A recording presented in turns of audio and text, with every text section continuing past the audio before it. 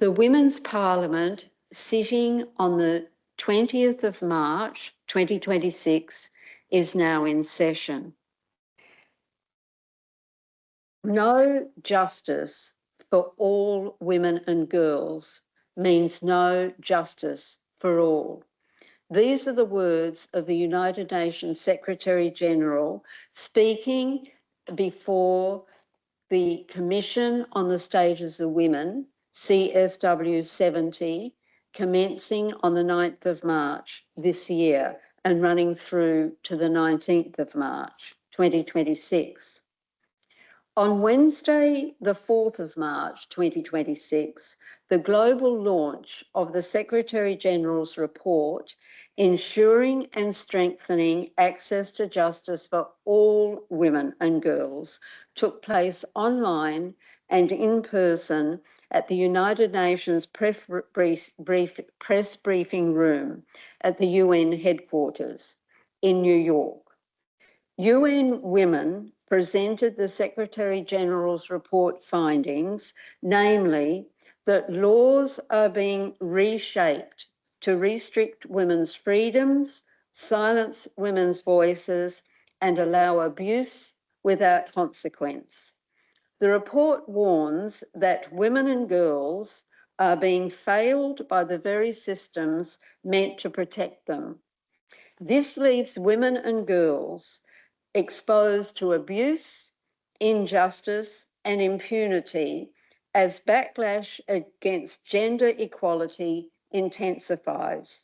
The report concludes that violations of women and girls' fundamental rights are on the rise. The Women's Parliament meets this day, Friday, the 20th of March, 2026, in Cambridge, England, to support the call for renunciation by government of this backlash against women and girls and to reaffirm the commitment to women and girls' equality, rights, security, safety, bodily and psychic integrity, and engagement as equals in democratic society, in law and justice, and in access to justice.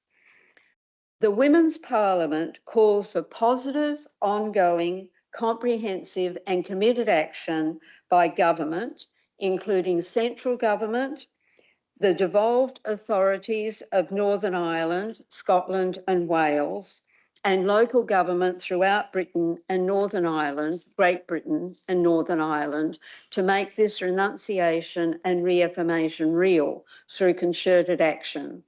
In particular, the Women's Parliament, addressing the United Kingdom Government and the devolved authorities and local government insofar as within their remit or competence. 1, recognising that the pay gap and the pensions gap continue to leave women at an economic disadvantage, rendering them vulnerable to potential dependency, homelessness, violence, exploitation and abuse, calls upon government to institute work skills value inquiries, WSVEs, to properly assess the value of women's work in traditional female fields of employment, including teaching, librarianship, childcare, elder care, and all care work, welfare, social work, and nursing, so that the inherent wage and consequent pension injustice can be rectified. 2, noting that 1950s women bore the brunt of the change of state pension age from 60 to 65, as that cohort was targeted by the State Pension Act 1995 for implementation of the transition, calls upon government to take active steps to resolve this dispute by engaging in mediation with representatives of all women's groups campaigning to correct this wrong. 3, bearing in mind that legal aid is currently skewed towards criminal matters, so favouring male applicants, and away from family law matters, so disfavouring women, calls upon government to ensure that legal aid is funded and granted so as to operate fairly for women seeking access to law and justice. 4, taking into account that yesterday was the end of the final week of the United Nations Commission on the Status of Women, CSW 70, calls upon government to implement without delay the agreed conclusions of the Commission on the Status of Women that were adopted by CSW in the first week of CSW 70 to guarantee and strengthen access to justice for all women and girls, ensuring that the United Kingdom legal system, including the legal systems of the devolved authorities, that is Northern Ireland, Scotland and Wales, eliminate discriminatory laws, policies and practices, address substantive barriers and incorporate formal and substantive equality, thereby warranting substantive and procedural fairness,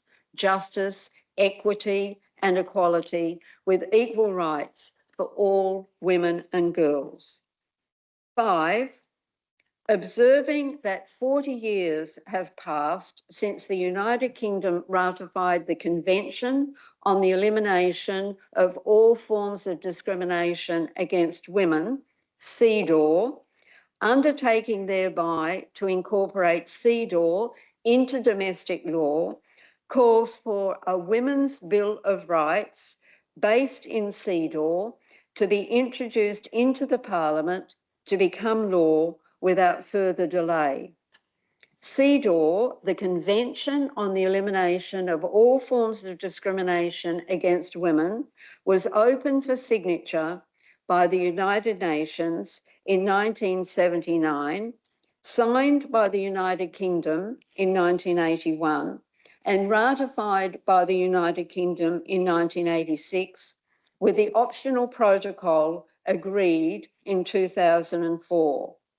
This means that this year, 2026, is the 40th anniversary of the United Kingdom's ratification and hence undertaking to incorporate CEDAW into domestic law. This means that 40 years is 40 years too many. Thus, this Women's Parliament calls upon the United Kingdom Parliament to introduce immediately a Women's Bill of Rights based in CEDAW. That is the motion before this Parliament today. And those who are here participating in the Women's Parliament are Julie Dyer. Julie is a Universal Peace Federation ambassador.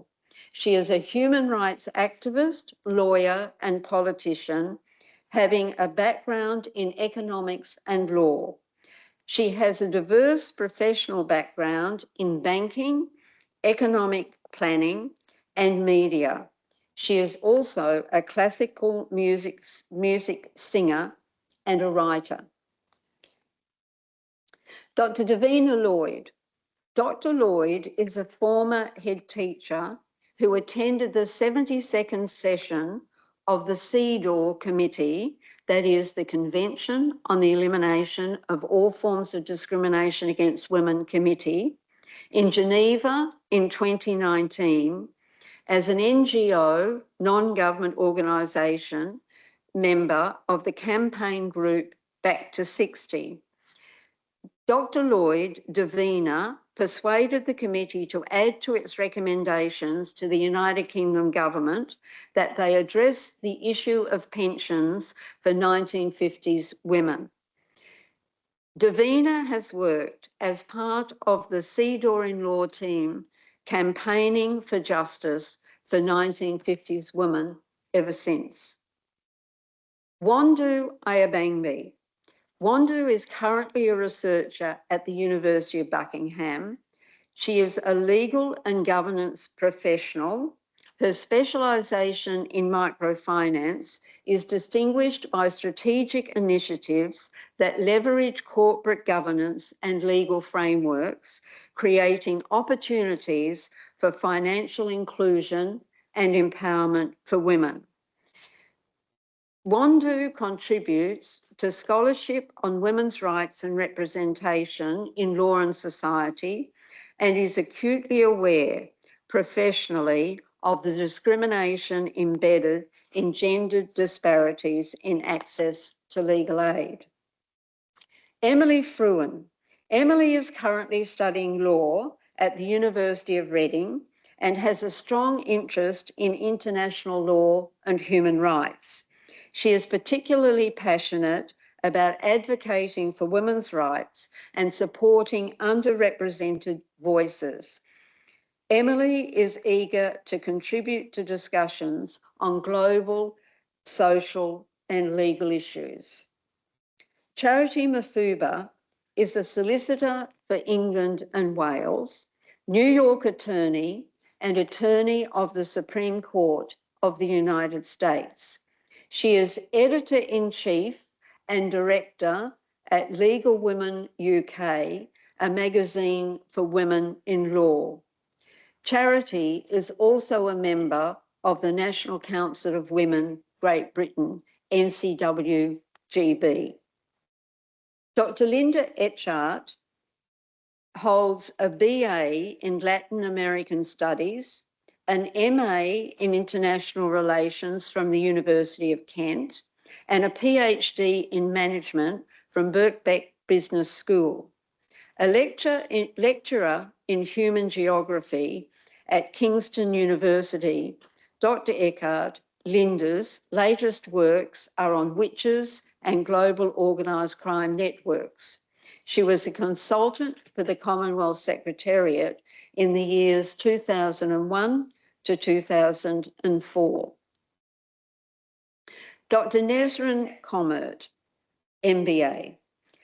Dr. Comert is an interior architect, international advocate, and volunteer leader dedicated to empowering communities through design and social impact.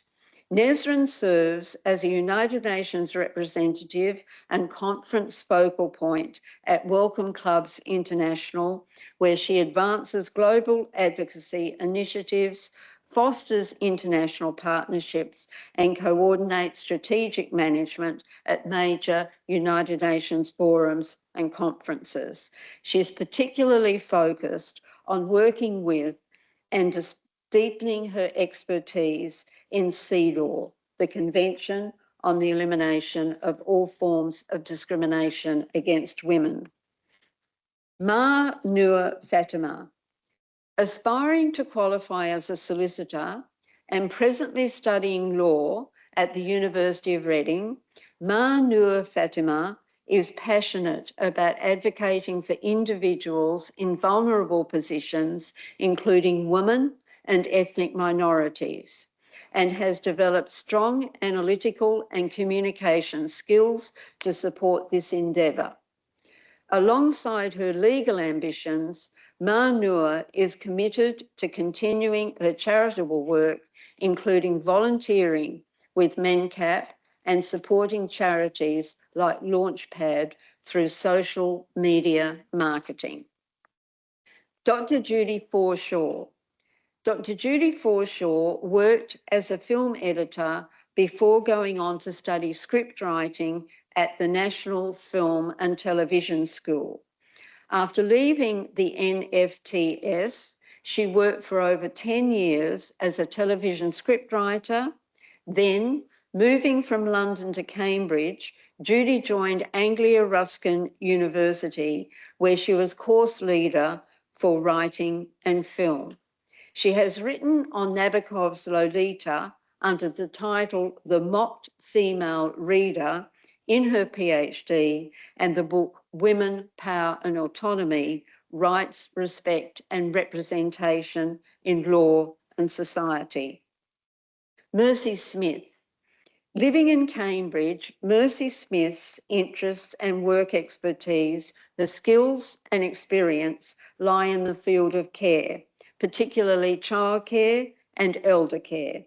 She is closely attuned to the importance of political action and the vital need to engage in political discussion and supporting women's rights through political advancement. Yana Maria Mascarenhas has a strong interest in women's rights, gender equality, and the impact of patriarchy on legal systems.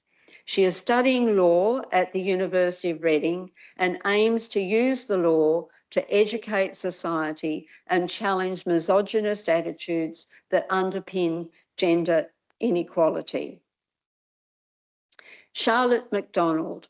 Charlotte is a practicing barrister at 42 BR Barristers. She practices in all areas of family law with a particular specialism in trials involving domestic abuse and vulnerable parties.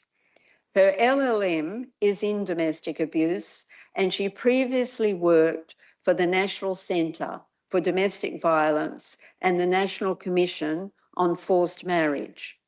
Before coming to the bar, Charlotte was secretary to the president of the Family Division, and she also promotes accessibility and disability at the bar, ranking in the Legal 500 as a rising star and being a finalist in the Women and Diversity in Law Awards of 2026 as a rising star in the British category. Sonia Ahmad. Sonia Ahmad is a final year law student at the University of Reading with a strong interest in advocacy and a particular passion for criminal and family law. She hopes to qualify as either a barrister or a solicitor and to build a career dedicated to representing individuals from underrepresented and vulnerable backgrounds. Iona Ahmed. Iona Ahmed is a student at Hills Road Sixth Form College, currently studying politics, philosophy, and English literature, and holding an offer to go to Oxford University for Classics in 2027. She has a specific interest in global politics and comparative theory, as well as using her passion for classics to explore how democracy was approached in the ancient world. Whilst her main interest is in Platonic philosophy, her study of politics and reading of political philosophers such as Arendt, Locke, and Nozick have expanded her interest in the subject. Casey Handley. Casey Handley is a law student at the University of Reading. This year, 2026, she is part of the committee for the Women in Law Society at the University of Reading, and her immediate goal is to become Women in Law Society President in 2027. Always passionate about helping those in positions of struggle, Casey's future plans are to enter the challenging field of family law. Hilary Goy. Hilary Goy is teacher of classics, particularly Greek, at school, university, and U3A, that is the University of the Third Age. She brought up a family of strong women. Hilary will always carry the banner for women's rights and social justice. Eleanor Hiller. Eleanor is a global development master's graduate from the University of Leeds, specialising in human rights, decolonial theory, and community-driven reform. She is a committed advocate for meaningful youth participation in policy making, having represented the United Kingdom as a youth delegate at the 63rd United Nations Commission on the Status of Women, CSW 63, speaking alongside government representatives to ensure young people's voices shape international dialogue. Her research and advocacy focus on advancing equity, education, and women's participation in public life through bottom-up approaches that place communities, particularly young women, at the centre of decision-making and structural change. Amy Ruffell. Amy is the regional leader for smartphone-free childhood. She has been campaigning to empower families to delay smartphone ownership and social media for children for the past 2 years.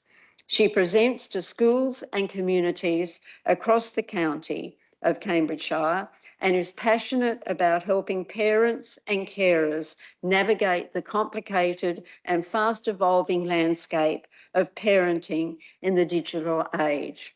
Amy has 2 children and lives in Cambridge. Salomey, Sefa and Sarah.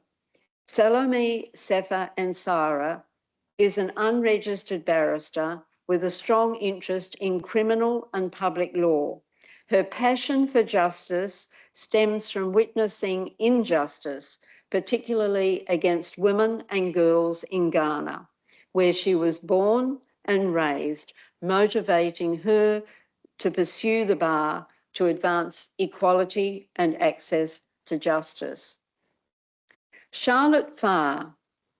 Charlotte Farr has a strong interest in the prevention of violence against women and girls, having previously worked as a paralegal, assisting victims and survivors of violence to obtain emergency injunctions.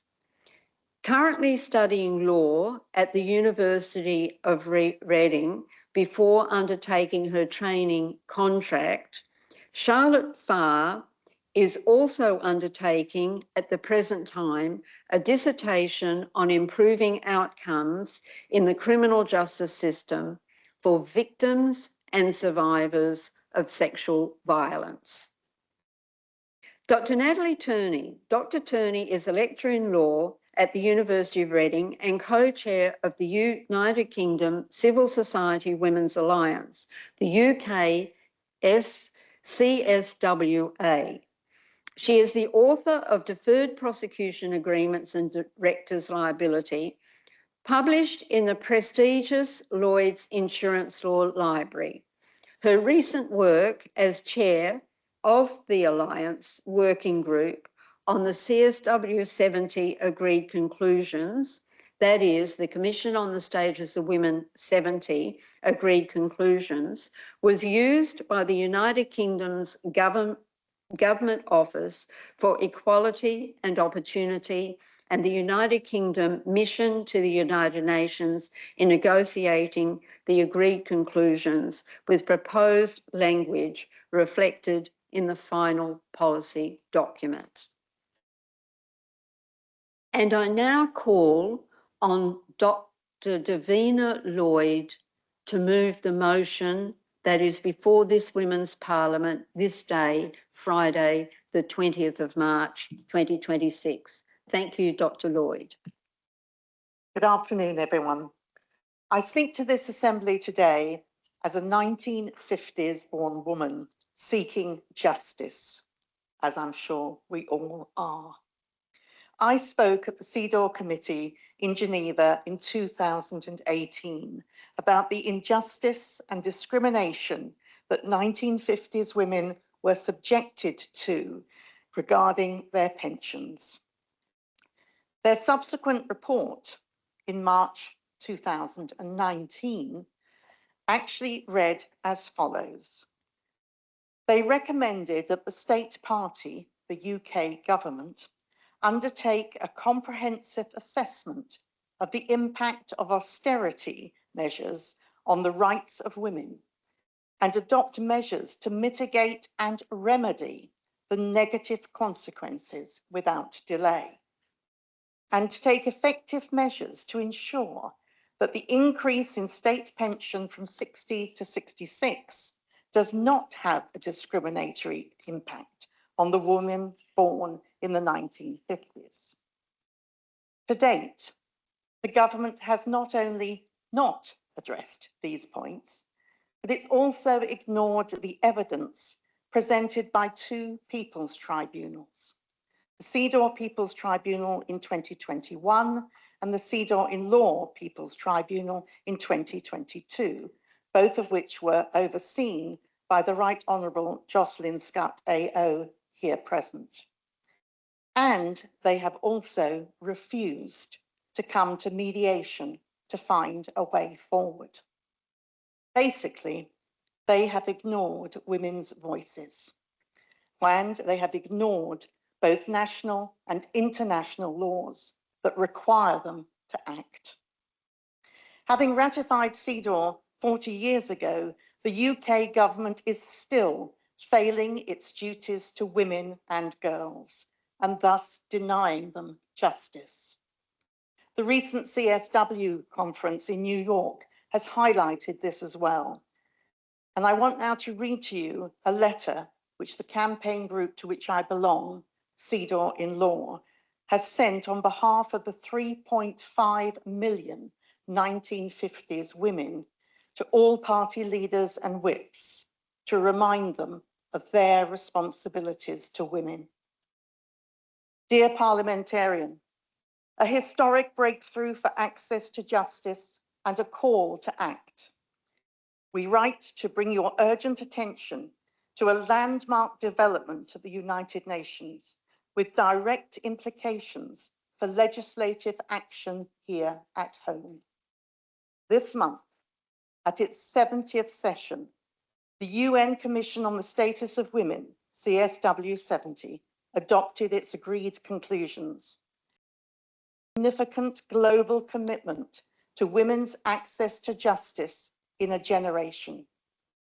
The theme of this year's session was ensuring and strengthening access to justice for all women and girls, including by promoting inclusive and equitable legal systems, eliminating discriminatory laws, policies and practices, and addressing structural barriers. The agreed conclusions were adopted by a vote of 37 member states in favour and include several groundbreaking provisions. These include the formal recognition of community justice workers and paralegals within national legal frameworks, new commitments on digital justice and AI governance to expand women's access to justice, calls for the repeal of discriminatory laws, stronger protections for women's rights at work, and reinforced national mechanisms to prevent and respond to violence against women and girls. In conflict and crisis settings, the agreement calls for gender-responsive and survivor-centred justice systems. The UN Executive Director of the Sima Bahus described the conclusions as an important commitment to advancing access to justice for women and girls, ending impunity, and building justice systems that work for everyone equally. The global community has spoken clearly. Justice must be accessible, inclusive, and effective for every woman and girl without exception. We now urge you to turn that global commitment into domestic law. Mediation is one of the most powerful and proven tools for delivering faster, fairer, and less adversarial access to justice, particularly for women navigating family disputes, workplace conflict, and community matters. Yet in many jurisdictions, mediation remains unregulated, inconsistently funded, and insufficiently integrated into the justice system. A dedicated mediation bill would change that. It would create a clear statutory framework for mediation, ensure trained and accredited mediators are accessible across all communities, reduce the burden on courts while improving outcomes for individuals, and give legislative teeth to the commitments made at CSW 70. We respectfully invite you to champion a mediation bill in Parliament, raise CSW's agreed conclusions in parliamentary debate as the international mandate for domestic reform, engage with your constituents and civil society on how access to justice can be strengthened through mediation. The UN has set a clear direction. Parliament has the power to lead the way. We would welcome the opportunity to brief you further and support your work on this issue. And that is from the founder of CEDAW in Law, on behalf of 3.5 million 1950s women. The undoubted power of people's tribunals, accompanied by enforceable UK and international law, places these women firmly at the decision table, as does CEDAW General Recommendation 40. CEDAW in Law calls for inclusive mediation and a mediation bill. The former Shadow Chancellor, John McDonald, who spoke in 2019 of a £58 billion debt of honour to these victims, has written to Secretary McFadden to encourage him to accept CEDAW in Law's warm invitation to join mediation, which is unanimously supported by the 3.5 million women. A top 500 ranked team of mediators is on standby to be considered for the neutral role. CEDAW in Law is offering the UK government a golden opportunity to meet its legal and moral responsibilities by coming to the mediation table now and allowing justice to be done. And with that in mind, I move the motion. Thank you, Dr. Davina Lloyd. And I now call upon Amy Ruffell to lead the seconders in the motion. Thank you. Hello, my name's Amy Ruffell. I am the Cambridgeshire Regional Leader for Smartphone Free Childhood, a movement which began in early 2024. It empowers parents and carers to delay giving their children smartphones until 14 and social media until 16. We're in the midst of what I and many others more learned than me consider to be the most significant public health crisis regarding children for generations. Smartphones and social media are driving poor mental health outcomes for children and young people. Teens with problematic social media use have a 3 times higher depression risk and a 2 times higher anxiety risk. And this public health crisis disproportionately impacts girls. Girls are not only more likely to spend significantly more time on social media platforms than their male peers, they are also more likely to have negative outcomes from the content they consume. The aggressive algorithms our children are exposed to are changing the landscape of childhood. The Centre for Countering Digital Hate set up a TikTok account posing as a 13-year-old girl, pausing on content about mental health and body image. Within minutes, the app was suggesting posts on suicide and self-harm. These rabbit holes are real, they are fast, and they are damaging our children's mental health, self-esteem, and healthy development. Sexting and nudes have transcended outraged headlines and firmly set themselves as the everyday flirtation techniques for ever younger children. During my campaigning, I was told of a Year 5 child who took an explicit photo of themselves, shared it with a classmate, who shared it with others. These children are 9. A deputy head shared a story of doing an assembly on nudes with Year 10s a few years ago. A student approached him afterwards to say it was a great idea, but sadly he was at least 2 years too late, probably more. Yet another Cambridgeshire teacher raised their hand in a school talk because she wanted to make it clear that the most prevalent use of sexual AI deepfakes was by Year 7 and Year 8 boys in her school. And those children are making criminal sexual images, most likely of their female peers. A 17-year-old local girl told me that the common parlance to ask for a nude is a text saying, "No face, no case," which translated means, send me an intimate picture of yourself without your face, so you can't be recognised and neither of us can be prosecuted. This is everyday flirting for teens. Watch Foundation, which is just down the road in Histon, they do extraordinary work taking down child sexual abuse material from the internet. They've stated that more than 90% of child sexual abuse material on the internet is now self-generated. It is created by the children themselves. 43% of sexually active 16 and 17-year-olds have experienced choking during sex. Our children are developing sexually, taking their cues from violent, misogynistic, extreme pornography that is shared without much thought to dozens sometimes hundreds of other children on WhatsApp groups. And often because the children sharing it are not old enough to understand the consequences of doing so.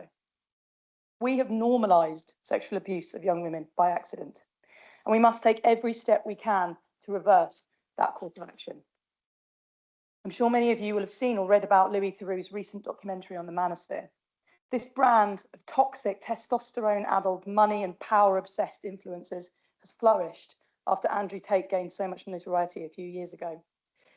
This deeply misogynistic rhetoric that encourages men and boys to treat women badly and dominate them is repeated in schools.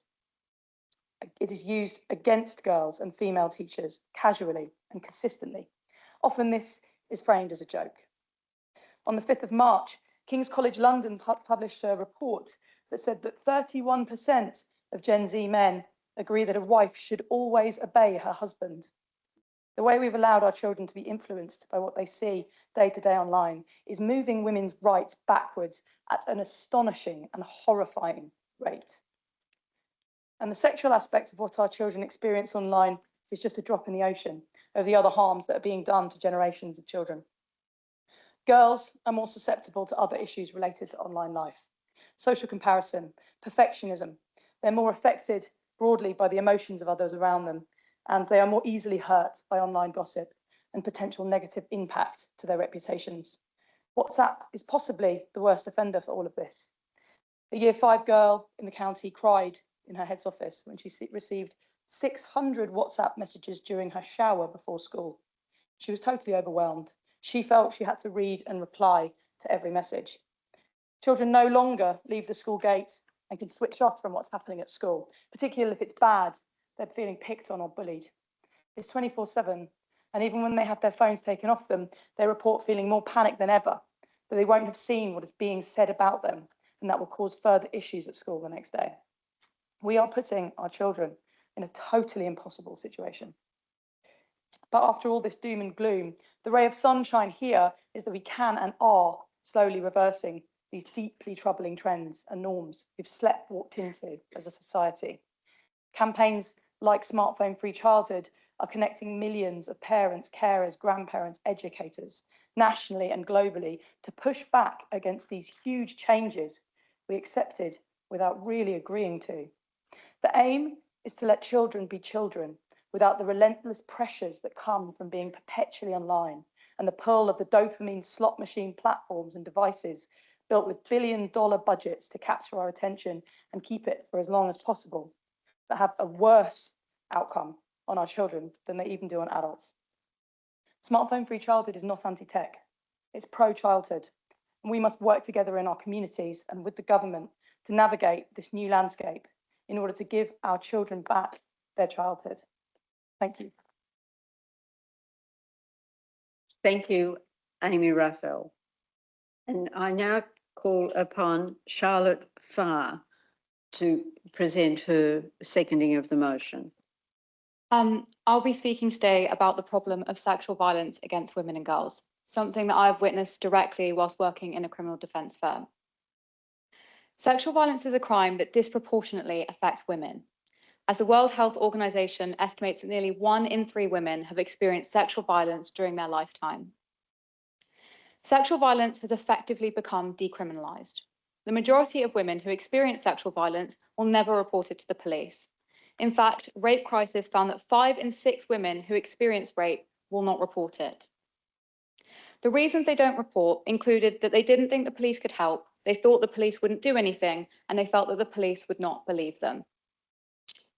Victims experience a really strong sense of distrust towards police, and that can't be dismissed as a myth. Because even once a report is made, the likelihood of a charge or conviction being obtained is incredibly low. The reality that many victims experience when they make a report is a feeling of not being believed, being severely scrutinised, and being treated as a suspect themselves. Of the women who do report, only 1.6% of cases will result in a suspect being charged, and approximately 1% result in a conviction. The reality is that the vast majority of women will never receive justice. And the even more terrifying reality is that if a woman experiences sexual violence, there is a high likelihood that nothing will be done about it. It cannot be said that women are receiving justice when almost 99% of victims who report sexual violence will not see a charge, let alone a conviction. In fact, women report walking away from the criminal justice system feeling re-traumatized, having been treated as a suspect themselves. And there is something extremely wrong with the investigation and prosecution of rape at the very point when more victims and survivors than ever are reporting rape to the police, yet the number of cases proceeding through the system has collapsed. There are too many issues within the justice system for me to list. However, there are a few that I would like to draw particular attention to. When the victim reports sexual violence to the police, she will often have her phone taken away from her. Her personal records, such as GP, social services, and even counselling notes, will be investigated. In the unlikely event that the matter reaches trial, she might even be cross-examined on previous relationships with other partners and subject to harmful narratives during cross-examination, stained by rape myths. No other offence is treated like this. We don't ask an individual reporting a burglary whether they've previously been burgled, because this could undermine their credibility. So why do we do it when women report sexual violence? The reasons are multifaceted, but it is influenced by the fact that rape myths permeate our society and discourage women from coming forward. For those who do come forward, they face a broken system. They face an intrusive investigation, which forces them to choose between justice, their privacy, and mental health. They face a trial akin to a public humiliation ritual, and they face incredibly slim odds of ever seeing justice. There has been some positive progress in this space. Recently, the government announced the provision of legal advice for victims of sexual violence. Independent sexual violence advocates are now commonly used to support victims, and proactive policing measures have been announced. However, it's not enough. We continue to face a deep cultural problem in the way we treat women when they experience sexual violence.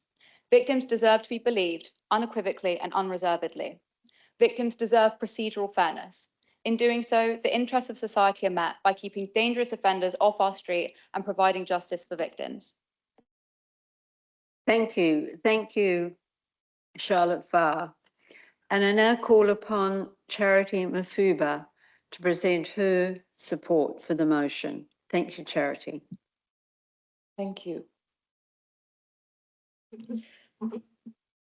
Following the global launch of the Secretary General's report, ensuring and strengthening access to justice for all women and girls at the UN headquarters in New York, which reported disconcerting findings, such as the fact that laws are being reshaped to restrict women's freedoms, silence their voices, and allow abuse without consequence. This report issued a dire warning, which we all must heed, that women and girls are being failed by the very systems meant to protect them. And this consequently leaves, as my previous colleague just alluded to, women and girls feeling exposed to abuse, injustice, and impunity. And this backlash against gender equality intensifies. So it is inherent and among the women and the girls, but it is imperative that we take action. And sadly, these issues are universal and know no bounds, regardless of jurisdiction, and span globally. Whether it is a first, second, or third world country, these violations are pervasive across the globe. Europe, Asia, America. For example, in America, currently, in the USA, there's the Save America Act. When the president and congressional Republicans proposed the Save America Act, they argued the legislation was meant to strengthen voter protections. We all know that that's not the case. He's just scared that he's going to lose. The bill requires proof of citizenship, such as a passport or birth certificate, to register to vote, despite the fact that it is already illegal for non-citizens to vote in federal or state elections. However, I raise this point to say this. This would enfranchise the particular issue. One of the many issues with this bill is that, and why it has evoked such a visceral reaction from many American women who see the bills as a threat to their right to vote. Voting rights activists and advocates point out that it could disenfranchise millions of women from their right to vote, particularly married women. If we cross-reference with the United Kingdom, the silencing voices and limiting activism, as again just alluded to by my colleague, anti-SLAPP legislation is frequently cited as necessary to prevent powerful individuals from using defamation law to silence survivors of abuse. Furthermore, broader policing laws have been criticized for restricting the ability to protest, a tool often used by women's rights activists to highlight safety issues. In our previous parliament, we talked about this next point, digital abuse and online safety. Again, this issue is getting worse. While the Online Safety Act aims to tackle non-consensual intimate images, reports indicate that online abuse, harassment, and digital violence continue to be used to suppress women's voices in public life. Finally, another example amongst the many that I could have listed that would have lasted this whole session, restricting freedoms and protective measures. While the Domestic Abuse Act 2021 was introduced to strengthen protections, concerns remain about the consistent enforcement of these laws and the ability of victims to access safe accommodation. As a woman, I stand in agreement with this Women's Parliament to support the call for renunciation by the government for backlash against women, girls, and to reaffirm the commitment to women and girls' equality, rights, security, safety, bodily and psychic integrity, and engagement as equals in democratic society, in law, in justice, and in access to justice. With its call to action for positive, ongoing, comprehensive, and committed action by government, both central and local, as already alluded to, and the devolved authorities of Northern Ireland, Scotland, and Wales to make this renunciation and reaffirmation through real concerted action, not just words. Specifically on the couple of issues such as the pay gap, we know there's a gender pay gap. The gender pay gap measures the difference between average, which is the median, hourly earnings of men and women, usually shown by the percentage men earn more than women. 44% of countries do not have laws that guarantee equal pay for work and of equal value. We see this even just with actresses, when I'm sure you've heard some interviews of actresses who worked with their co-star who out-earned them. Sharon Stone, I was listening to an interview recently where she said one of her movies, she was offered 500,000 while her male co-star was offered 8 million. That is such a disconnect. Why is there a gender pay gap? The size of gender pay gap depends on several factors: age, occupation, industry, public and private sector, region and nation, and pay. How big is the gender pay gap in the UK? In the November 2025 House of Commons report on the gender pay gap by Bridget Francis Devine, according to the Office of National Statistics, median hourly pay for full-time employees was 6.9% less for women than for men in April 2025, while median hourly pay for part-time employees was 2.9% higher for women than for men.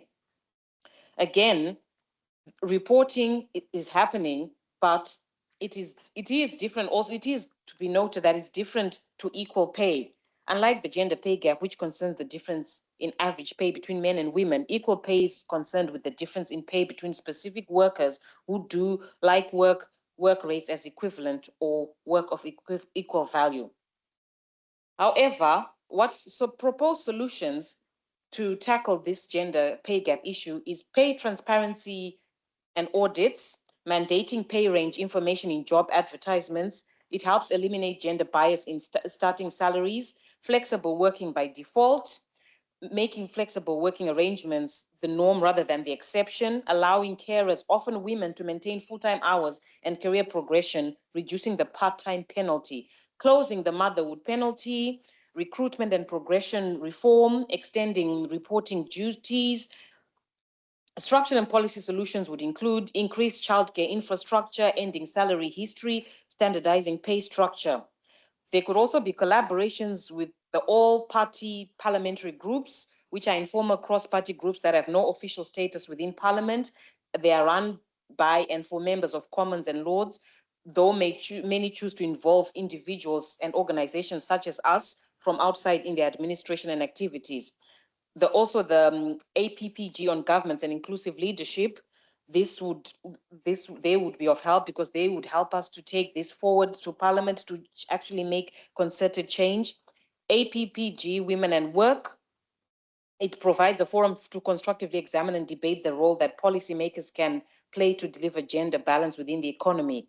It is chaired by Sarah Russell, a woman and the APPG Women in Parliament.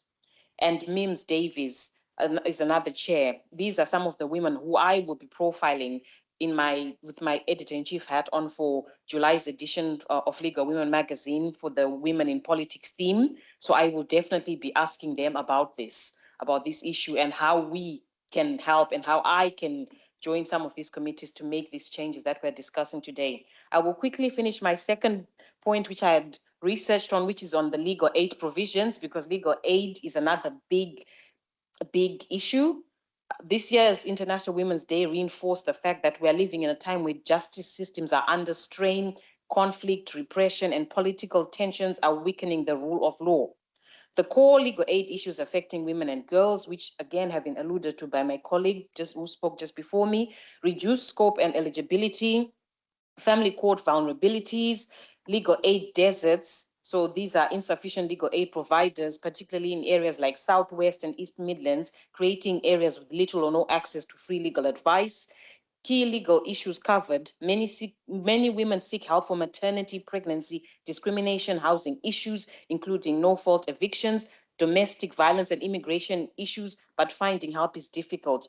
The failure of the QLR system, the Qualified Legal Representative Scheme, designed to prevent abusers from cross-examining victims, as again alluded to, is widely seen as underfunded and not fit for purpose.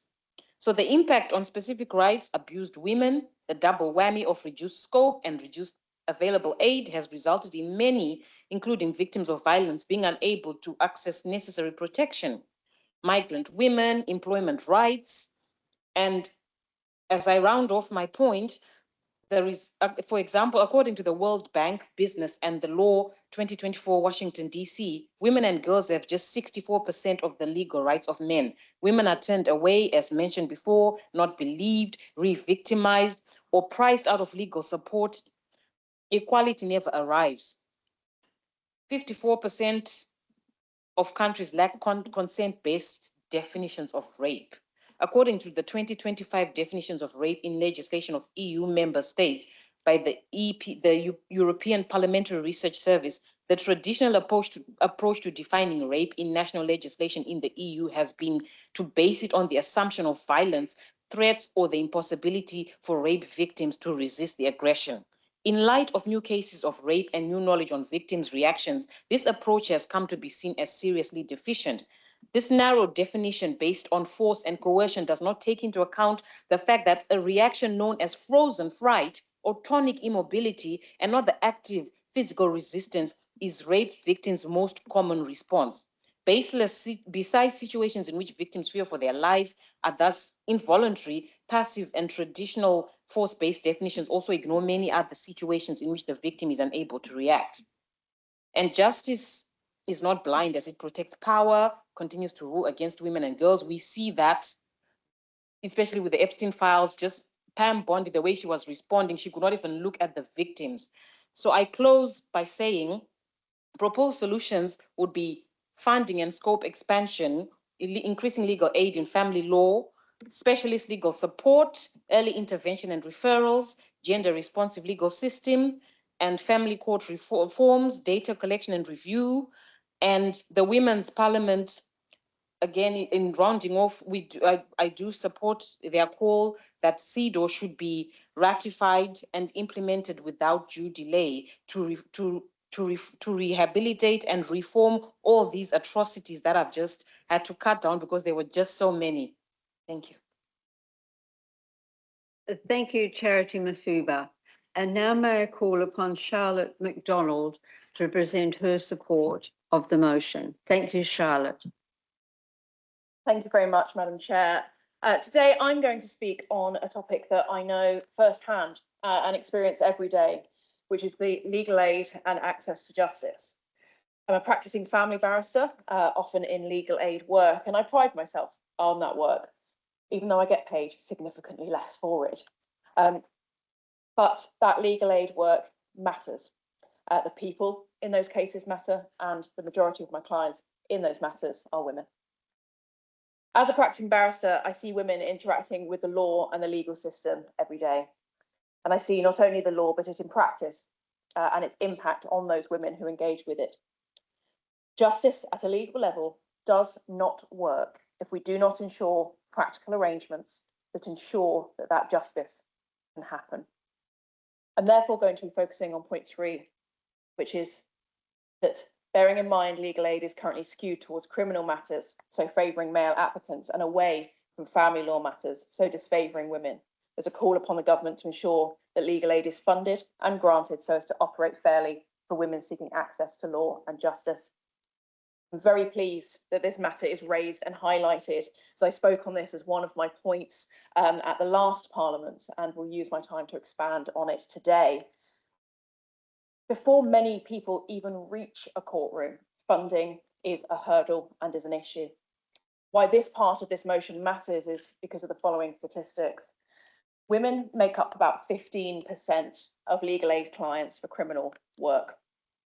In family court, women account for 60% of those civil legal aid clients, mainly in domestic abuse in family. However, less than 20% of the general public are even eligible for legal aid in the first place. So those statistics are just a part of that. These eligibility limitations, these cuts to legal aid services disproportionately affect women. Where there have been such exceptional cuts to civil legal aid, this means that there's an indirect effect is that women are mainly impacted. And these legal aid cuts have absolutely plagued the system since about the mid-2000s. The new fixed fee system was brought into place in the early 2000s. And then in 2011, there was a 10% cut in the fee rates across all legal aid services. These cuts enforced by LASPO, or the Legal Aid Sentencing and Punishment of Offenders Act in 2012, had the aim of cutting the legal aid budget by £350 million, mainly in clinical negligence, immigration and family law. In 2019, the BBC found that about 1 million fewer legal aid claims were being processed each year. And as my colleague said before me, this has led to deserts, as we call them, across England and Wales. What that means is that 29%, almost a third of domestic abuse survivors represent themselves. And in 2011, this was only 15%.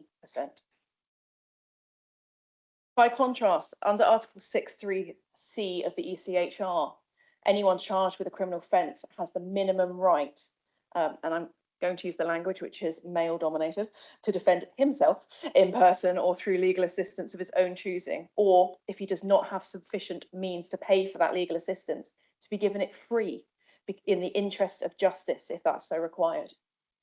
There isn't that reflection in the civil law. In principle, that's understandable. If someone's charged with a crime against the state, it's them versus Rex or the king. But in civil, it's against another person.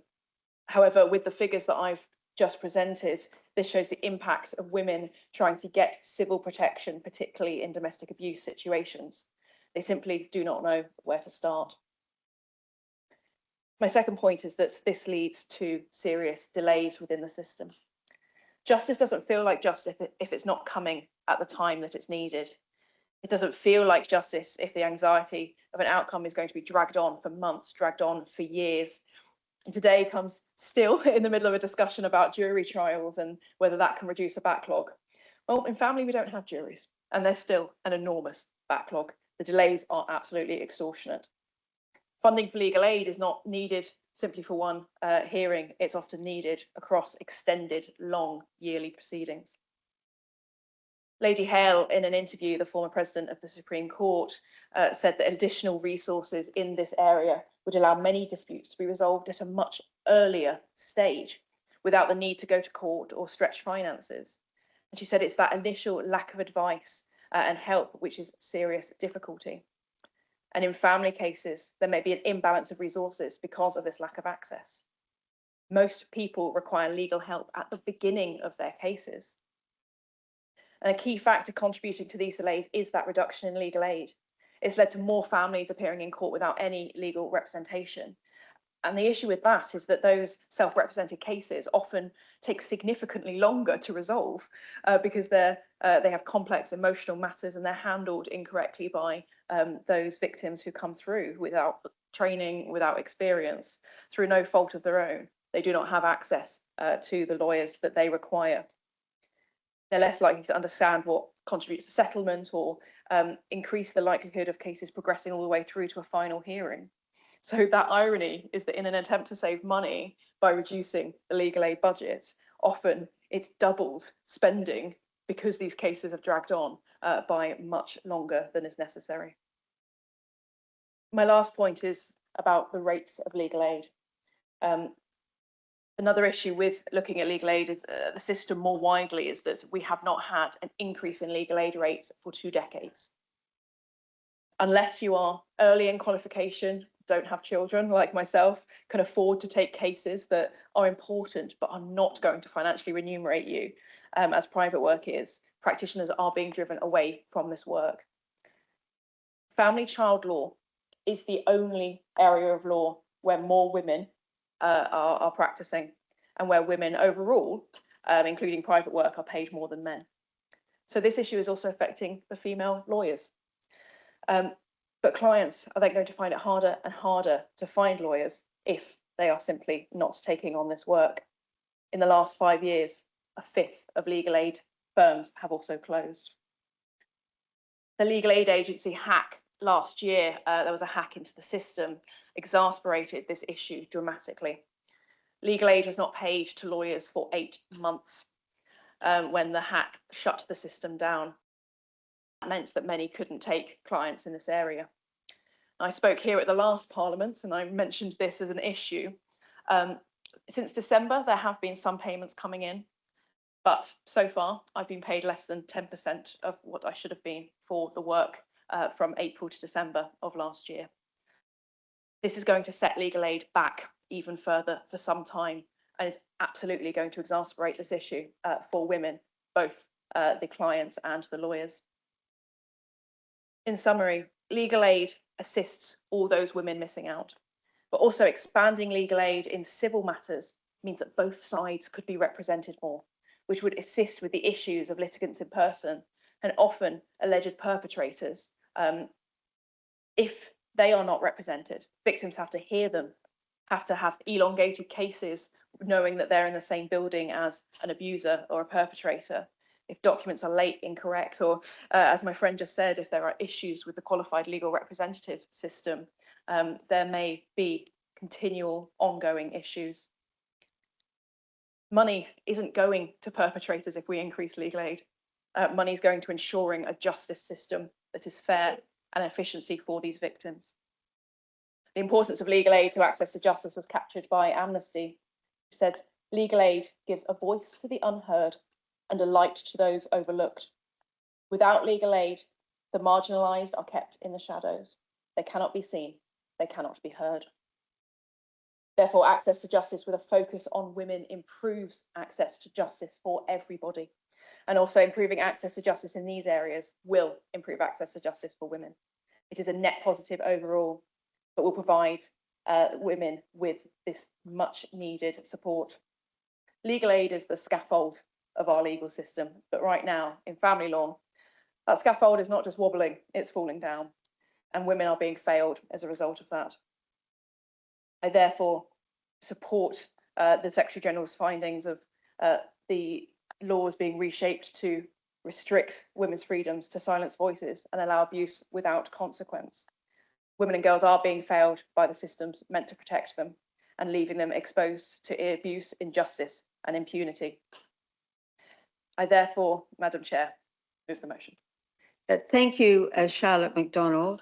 And now may I turn to Wandoo Aibangbee to support the motion. Thank you, Wandoo. Hello, everyone.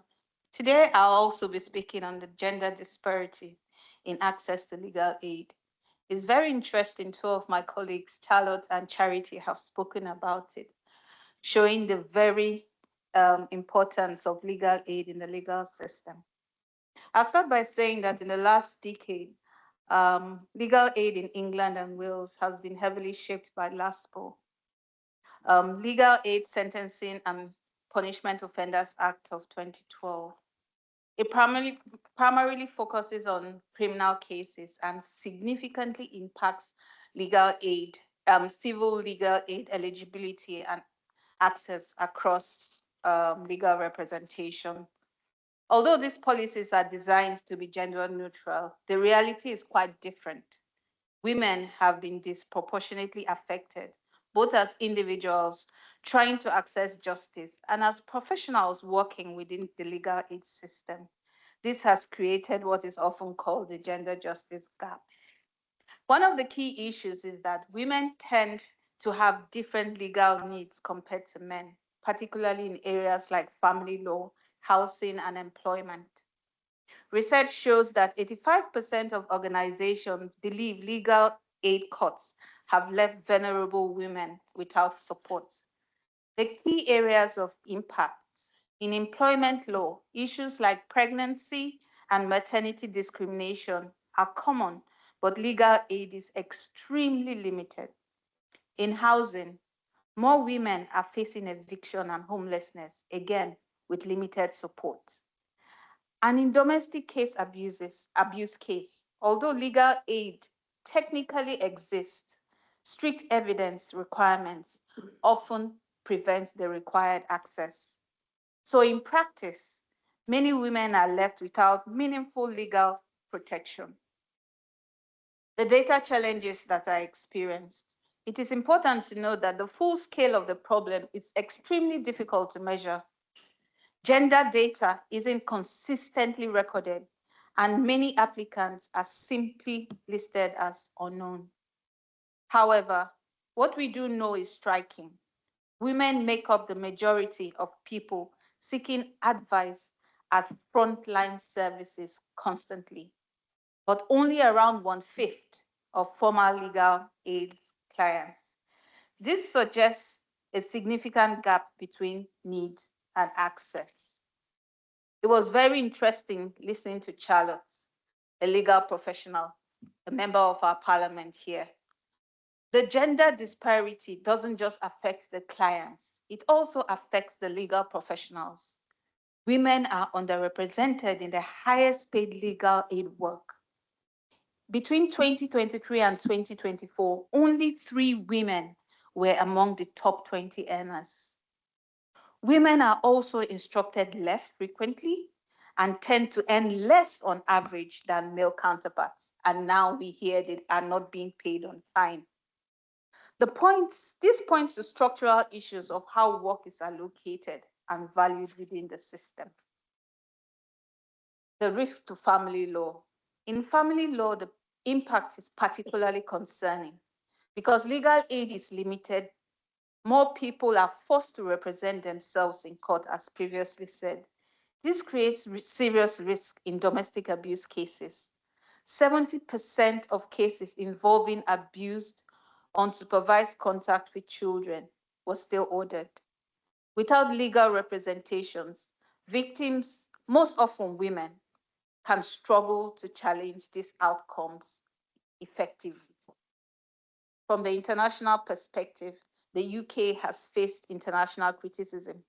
The UN Committee on the Elimination of Discrimination Against Women, CEDAW, has recommended that the UK improve access to legal aid, especially in areas that disproportionately affect women.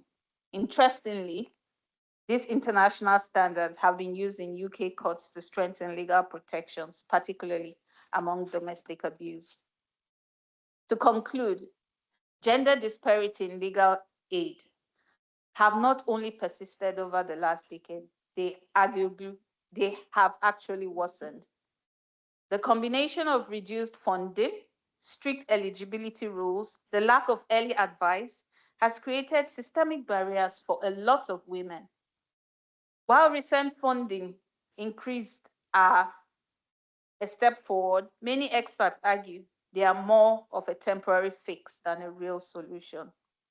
Ultimately, without better data and a shift towards early, accessible legal support, the gender justice gap is likely to continue.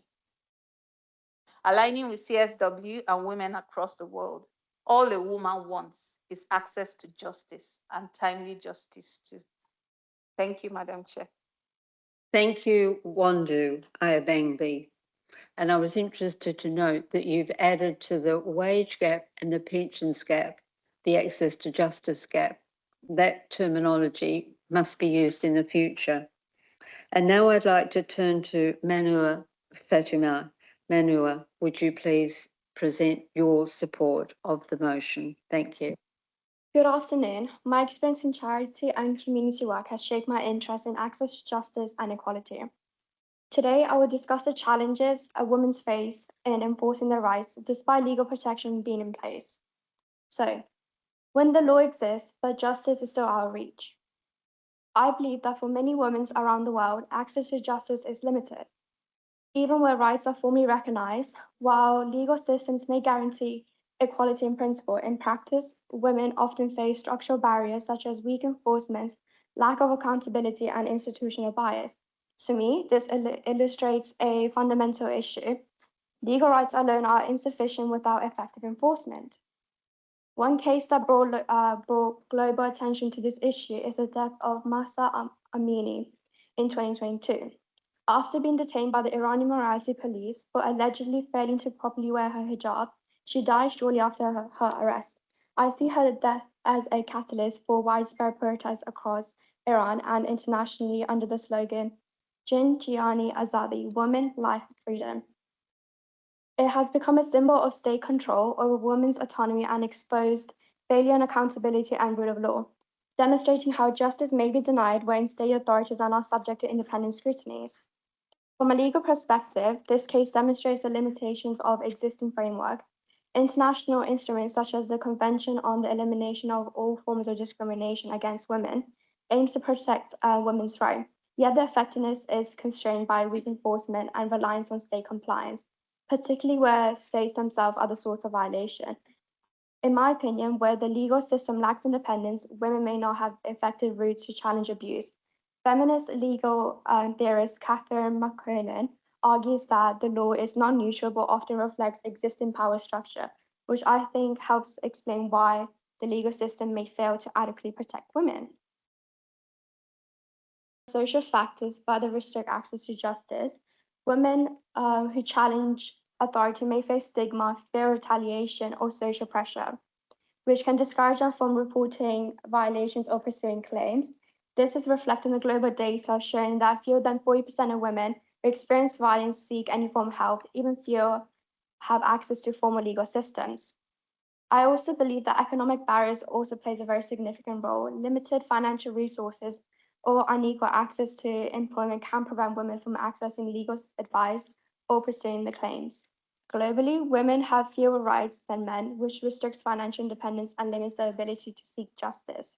As a result, the cost of legal representation can make justice practically inaccessible. Additionally, there's also environmental factors that can impact this. Women who are disproportionately affected by unsafe living conditions or environmental harm may lack legal mechanisms to seek remedies, further demonstrating how access to justice is shaped by overlapping inequalities. Despite increased global awareness, I think the case also exposes the limits of international pressure. While attention can mobilize support, it does not necessarily lead to accountability without political independence legal institution. In conclusion, I believe that the case of Mahsa Amini demonstrates that women's limited access to justice is not simply a legal issue but a structural one. While the rights may exist in theory, barriers such as weak enforcement, social constraints, and lack of accountability prevents them from being released in practice. To ensure that there's genuine access to justice, it does not only require legal recognition, but also effective enforcement, institutional independence, and willingness to challenge the power structure that limits women's rights. Thank you. Thank you, Mah Noor Fatima. Thank you. And now may we go to Dr. Nesrin Comert. Dr. Comert. Madam Chair, rights, justice, action. Not just words, not just principles, but promises still waiting to be fulfilled. And for too many women and girls, those promises remain out of reach. Today, from Cambridge, this motion of the Women's Parliament is formally addressed to the United Kingdom government. It carries one shared truth.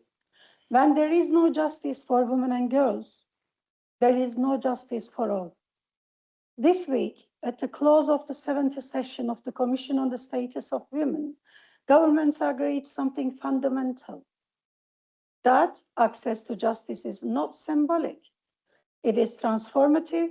It is what turns right on paper into rights to practice. And it depends on whether systems truly work for the people who depend on them. The message from the United Nations and UN Women is clear. Freedoms are being restricted, voices are being pushed back, and too often harm is met without consequences. We cannot look away from that, and we will not normalize it. So this motion calls on the United Kingdom government to be clear about what must happen. Equality, safety, dignity, and full participation for women and girls in every part of public life, but clearly must be matched by action.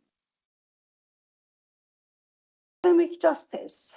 The pay gap and pension gap are not abstract.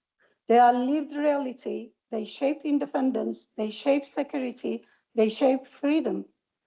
And for too long, the work that holds our society together, care work, teaching, nursing, social work, has been undervalued. That must be changed. Fair value, fair pay, fair futures. On pension justice, women born in 1950s were significantly affected by changes to the state pension age. Many were not given enough time, many were not given fairness, and many are still carrying that impact today. This is not a closed issue. It is an unfinished responsibility on resolution. On access to justice, justice must be something people can actually reach. Governments reaffirm the need to remove barriers to justice. But in practice, those barriers are remaining. Legal aid still does not work evenly, particularly in family law, where women are often most in need of support, and when access to justice depends on circumstances rather than principles, inequality fills the space. That is not acceptable. We need a system that works in practice as well as in theory, so women can access protection, advice, and representation when it matters most. On international commitments, what was agreed at CSW 70 must not stay on paper. It must be delivered properly, consistently, and urgently across the United Kingdom in all its nations and regions, because commitments only matters when they change the lives. On unfinished responsibility. 40 years ago, the United Kingdom ratified the Convention on the Elimination of all forms of discrimination against women, a promise of equality, a promise of progress, a promise of change. But 40 years on, that promise is still not fully realized, and that is too long. So this motion calls for a Women's Bill of Rights, grounded in that commitment to finally make equality real practice. Because this is not only about system, it is about people. The woman whose work still undervalued, the woman still struggling to access justice, the woman still waiting for equality to be real, and the girl growing up expecting something better. So let this motion now, formally presented to the United Kingdom government, be more than just words on paper. Let it be a moment of clarity, a moment where we can say clearly, we will not accept regression, we will not accept inequality, we will not accept delay where action is needed. Because when women and girls have justice, society has justice. And until that is true for all of us, our work continues. Thank you. Thank you. Thank you, Nesrin Comert. And now may I turn to Dr. Linda Etchart to present her seconding of the motion. Thank you, Dr. Etchart. I'm going to speak about the importance of the empowerment of women worldwide. First, I would like to honor those women politicians over the world who have spoken out, taken the lead, and made a difference to their communities, and who have spoken out to defend women's rights and the rights of the marginalized and the most vulnerable. I would like to recall the women who pushed for the Good Friday Agreement in Ireland in 1998, the women who led peace initiatives in Liberia in 2003 and succeeded, and women presidents who have been brave, Ellen Johnson Sirleaf in Liberia, 2006 to 2018, and other women who have risked and lost their lives in defending their people, Benazir Bhutto in Pakistan, Berta Cáceres in Honduras, who was defending the Lenca people against a dam and was killed in 2016, Marielle Franco, Brazil, a government representative who protected the most marginalized people from persecution by Bolsonaro's government, who was murdered in 2018. Women are the least able to defend themselves. I have learned since participating in an intergovernmental initiative in Sierra Leone back in 2002, where women politicians from all over the Commonwealth came to assist in training prospective women candidates for the Sierra Leonean elections in 2002, that one doesn't have to be literate to be a leader, that to stand for office, to represent one's people, a woman does not have to have a string of qualifications. Many women in Sierra Leone at the time could not read or write. And I have come to know indigenous women in the Amazon rainforest, such as Patricia Waling of the Sarayaku people and Gloria Ushigo of the Sapara people, who have spoken up in international fora to defend their communities, who are brilliant and articulate with different levels of education, but who are constantly under threat of violence from the forces of extractivism, for the agents of loggers and mining companies. Nevertheless, they persist. They stand up and defend their communities. They defend women's rights, the environment, the climate, human rights, all of us at the United Nations and at other international fora, at the International Union for the Conservation of Nature, at climate conferences. Yet often we do not know their names. Often we are unaware of the changes they have brought about. There is still a long way to go to promote awareness of the Convention on the Elimination of All Forms of Discrimination Against Women, for example, and to spread the word of the important work done by the United Nations, in which women representatives are playing an important part, building networks of women all over the world, over all the continents, indigenous and non-indigenous women, women from the South and the North, who inspire, support, and protect each other and our communities, and who press for the upholding of women's rights worldwide and preventing impunity in the violation of women's rights. I support this motion. Thank you, Dr. Etchart. And now may I call on Yana Mascarenhas to present her, to make her presentation in seconding the motion. Thank you. Good afternoon, everybody. What does justice really mean for women? Is it the existence of laws? Is it words written on paper? Or is it something more, something felt, lived, and experienced? Because for many women, justice does not feel real. It feels distant, conditional, out of reach, particularly for those experiencing domestic abuse. We often imagine abuse as something visible, something physical, something we can point to. But the reality is far more complex.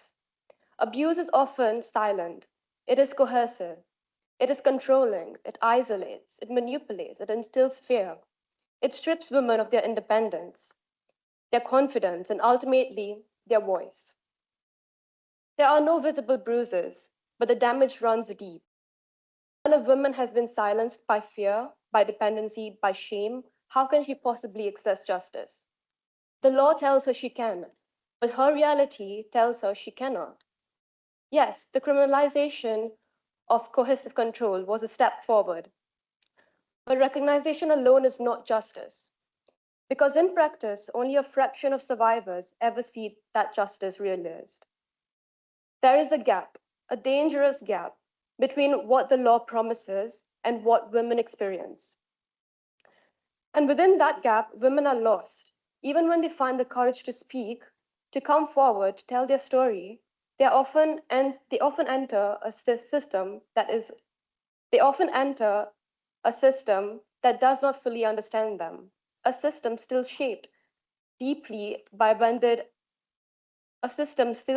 deeply embedded assumptions about how women should behave, how victims should act, and what real harm looks like. We see this in cases like R.V. Broadhurst and in the case of Sally Shalin, where years of cohesive control were only recognized after irreversible tragedy. Time and time again, the law responds, but too late. This is not a failure just in law. It is a failure of society, because the barriers of women do not begin in the courtroom. They do not end there either. They exist in everyday life, in the woman who does not know her rights, in the woman who fears that she will not be believed, in the woman who has nowhere to go, no financial independence, no child support, in the woman who stays, not because she wants to, but because she has no choice. And sometimes the system goes even further, not only failing women, but punishing them. Many women in prison today have lived throughout years of abuse, coercion, and deprivation. Their presence in the criminal justice system is not a reflection of individual failure, but of systematic neglect. So we must ask ourselves, can we truly claim justice exists if it is inaccessible to the ones who need them the most? The answer is no, because justice cannot simply exist in theory. It must exist in reality, and that means we must do more. We must go beyond reacting to harm and begin preventing it. And that starts with education, because misogyny is not inevitable, and patriarchy is not natural. They are taught, they are learned, and reinforced. They can be unlearned. We must teach respect, equality, and accountability, not as an afterthought, but as a foundation. We must build institutions that listen, that understand, that respond with empathy rather than doubt. We must hold the law to a higher standard, not just to recognize rights, but to make them real. Because justice is not simply about access to courts, it is about access to safety, to dignity, and to being heard and being believed. So I return the question I began with. What does justice really mean for women? It means more than laws. It means more than words. It means a world where women are not silenced, where they are not doubted, and where they're not left behind by the very systems designed to protect them. Until that becomes our reality, justice will remain incomplete. And that is something we cannot accept. Thank you. And thank you, Yana Mascarenhas. And now may I call upon Casey Handley to make her presentation. Thank you, Casey. When thinking of the topic of access to justice, I think of fairness, the right to a trial, and being able to achieve something long overdue. Access to justice has been a topic of discussion for many years, yet when thinking about problems faced every day by people in the issue, it hardly gets shown to the public. This lack of awareness means there is little to no change in reform in favour of women, young girls and their rights. When looking back on big changes for women, including in the Equalities Act 2010, which prohibited discrimination in the workplace, or the Representation of the People's Act 1918, which granted women the right to vote, it is clear, in my opinion, that awareness to the issue is key to change. However, when looking at today's society, especially in the courtroom, there is a lot of things that could help to make access to justice fairer. The big issue I wish to talk to today is having choice. Choice can mean many things in a courtroom. One example is that it means giving women the option to have their name publicised instead of being called Jane Doe. In most cases, women believe that it is for the better if they are kept anonymous, as they cannot be shared for what has been done to them. There is no denying that for some cases this may be for the better. However, many young women are simply not informed enough to know about the impact they could have if their name was to be publicised. Many victims, including domestic violence victims as well as rape victims, often feel shame in bringing cases to court when this should not be the case. They should want to have faith that justice will work out in their favour. Having names publicised would allow for discussions to be had, destigmatising the shame that is brought in such circumstances. They also would not necessarily be counted as statistics. Instead, they would be known by name, just like suffragettes were before the 1918 Act was passed. They could also encourage many young women to stand up and speak for themselves. Choice can also mean giving young women and girls the option of an open court with media instead of a closed court. In most cases, once again, the lack of awareness has meant that many think that it would be better for them in a closed courtroom. That way, limited people are aware of what has happened to them. And while for some more sensitive issues this may be desirable, it is these same issues which, when brought to light, make the most impact. The option choice gives means that their story can get told. Even if one woman decides to let this happen, it means that it can be reached by people all over the country and potentially the world, making a huge impact. A great example of this is the Sarah Everard murder. After Sarah had gotten murdered 5 years ago by a police officer, there was discussions happening up and down the country about women's safety. More recently, I read an article about Giselle Pellicott and her decision about having an open court instead of a closed one. Initially, she had stated she believed a closed court would be for the better, but she ended up changing her mind and allowed for an open court. It is examples like this that help give confidence to other women to do the same. To conclude, for justice to be more accessible, there needs to be more awareness. This comes from allowing a choice for the victim, whether that be publicising their name or allowing media into the courtroom during the trial. Each new case that is brought to the attention of everybody allows for discussions to take place and for real change to start. Finally, I leave you with this message: without awareness and choice, nothing will ever change. Thank you. Thank you, Casey Handley. And now may I call on Eleanor Hiller to make her presentation. Thank you, Eleanor. I want to thank the Chair for inviting me here today and allowing me the opportunity to emphasise a need for youth perspective. With so many students here today, this in itself is a great example of youth inclusion in gender conversations. 7 years ago, as a UK youth delegate at CSW 63, I spoke about the necessity of youth voice in shaping gender equality. Today, at CSW 70 as a digital participant, the urgency is felt even sharper. The UN Secretary General's report warns us that women and girls are being failed by the very system meant to protect them. Laws are being reshaped to restrict freedoms. Backlash is intensifying, violations are rising. But I want to focus on this. Who is shaping the response? Because justice without youth is not justice for the future. This motion is about access to justice, but access must mean more than legal frameworks. It must mean economic security, representation, and lived inclusion in decision-making. And it must begin with strong foundations, particularly education. Education is where girls first learn not only that they have rights, but that they have the tools, confidence, and critical capacity to challenge injustice and demand accountability. If we want girls to secure their own justice, we must equip them early to question power, navigate systems, and shape the world around them. When we talk about the pay gap and pensions gap, we are not speaking only about today's inequality. We are speaking about the future security of young women now entering undervalued professions. For example, care work, teaching, social work. Sectors that sustain society yet remain economically diminished. If we fail to properly value women's work, we embed poverty into the next generation. We institutionalize future injustice.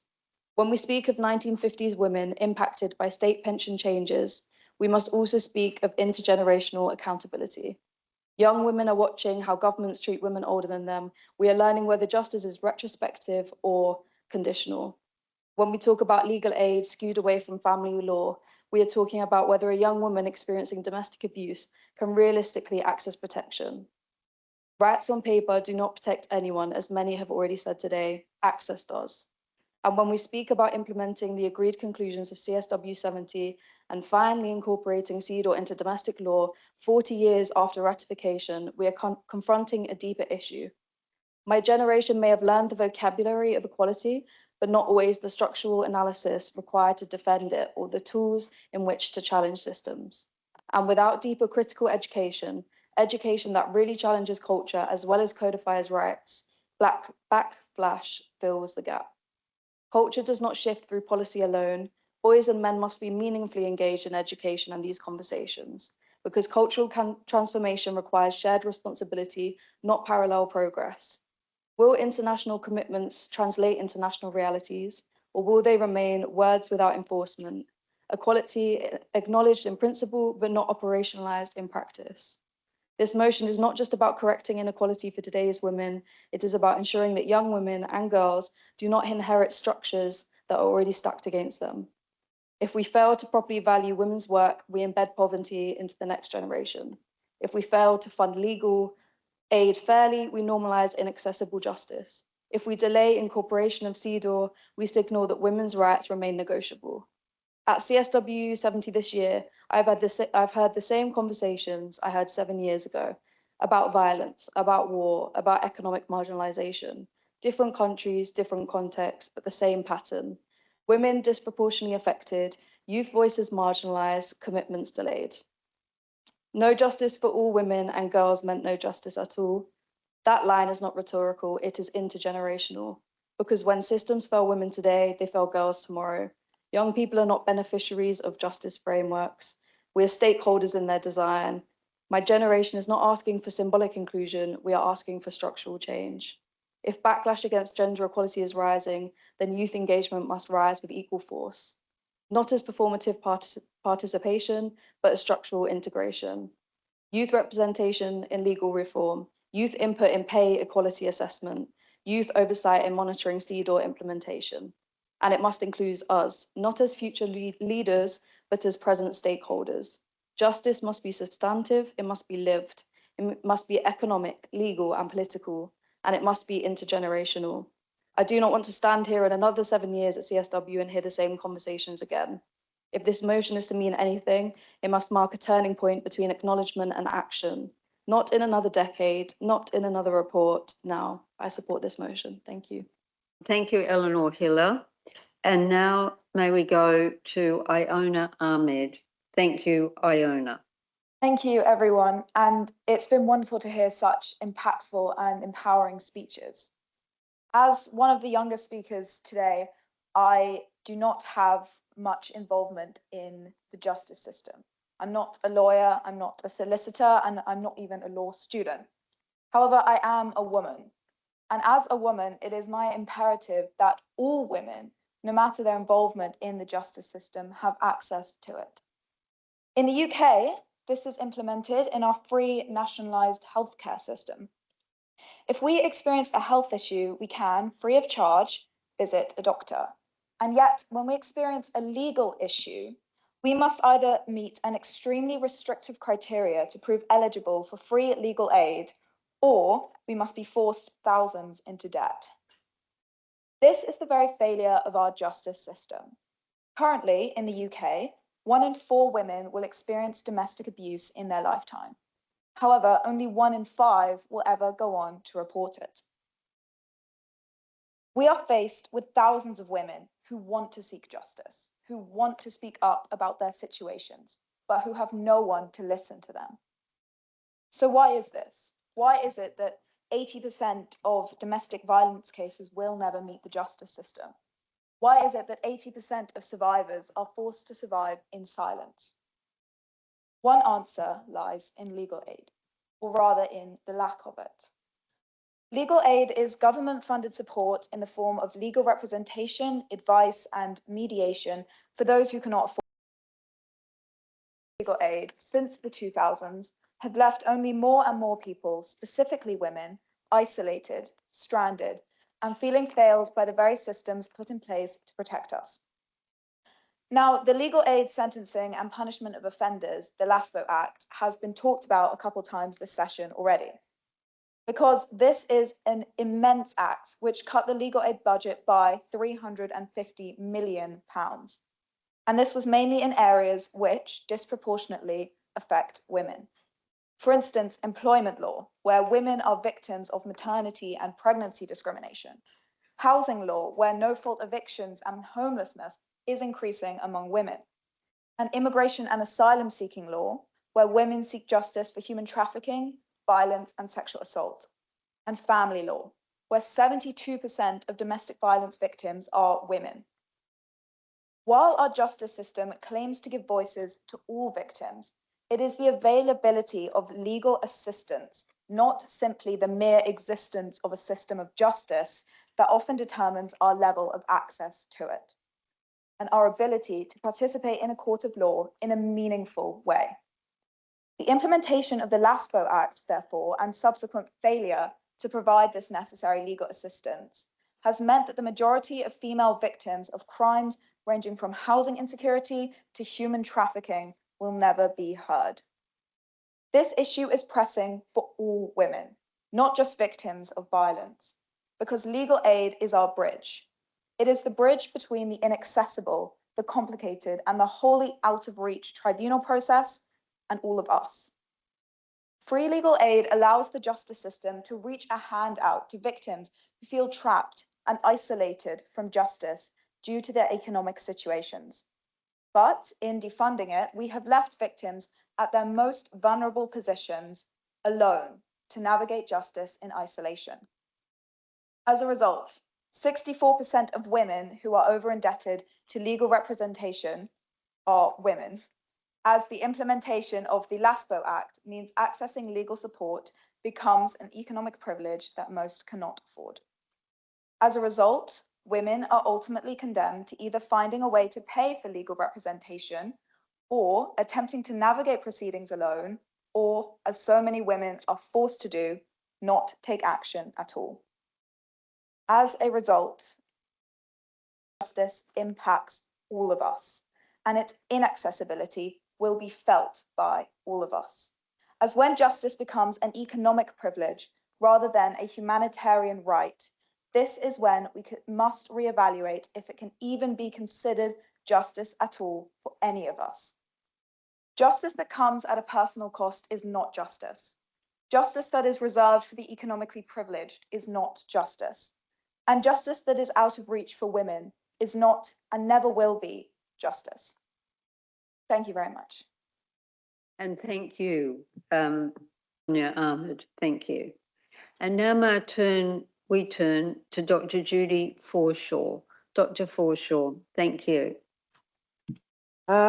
Today, I'm going to be speaking in support of this motion, and I will be talking about Nabokov's 1955 novel, Lolita. And in this novel, I will be talking about the insidious mockery of the female, denying women a voice, something in the light of the rigid, male-dominated power structures thrown up by the revelations in the Epstein files. So, in relation to Lolita, shockingly, many readers, particularly in the 1950s and 60s, by prevailing critical opinion, tended to identify with the narrator, Humbert. In this, they interpreted his verbal virtuosity and erudition as an extension of the implied author, reading the novel as a plea for an understanding of his monstrous creation. The 21st century reader approaches the novel in a very different ideological and critical climate. being forewarned that they will be meeting one of the most famous paedophiles in literary history. Nevertheless, Nabokov still manages to get under the reader's skin. Throughout the novel, the narrator Humbert attempts to seduce the reader into colluding with him, in the full knowledge that they might well loathe his worldview. Nabokov's stylistic brilliance employed on Humbert's behalf is multi-pronged. Not only does he employ an old-world snobbishness laced with sly, irresistible humour, insidious, bullying undercurrent, mocking the female reader, who dares to place Dolores, her real name, the name she was born with, not his name for her, at the centre of the text. The reinstatement of Dolores is vital, because only then does the impact of seeing from the author-narrator's point of view hit us with full force. Humbert's story, for all his self-deprecating anguish, is essentially a celebration of the rape and exploitation of a defenseless child. Humbert's story is as bizarre as it is unsettling. He marries Charlotte Hayes in order to gain access to her 12-year-old daughter, Dolores. Lolita is his pet name for her. When the mother is fortuitously, for him, run down in a random accident, he becomes Dolores's parent. The second half of the book focuses on his flight from his daughter's hometown on a road trip across America. After months of staying in seedy motels, he settles in a small town called Beardsley, named after Aubrey, the paedophile artist, where he rents a house and sends Dolores to school. She eventually escapes, aided by another paedophile, the mysterious Claire Quilty. The novel is told in recollection. Humbert is awaiting trial for the murder of Quilty and has written his confession from his prison cell. Dolores has already died in childbirth and terrible poverty at this point. Although Humbert is being tried for murder, the focus of his confession is an obsessive love for Dolores, whilst the murder of Quilty is an annoying adjunct as far as he is concerned.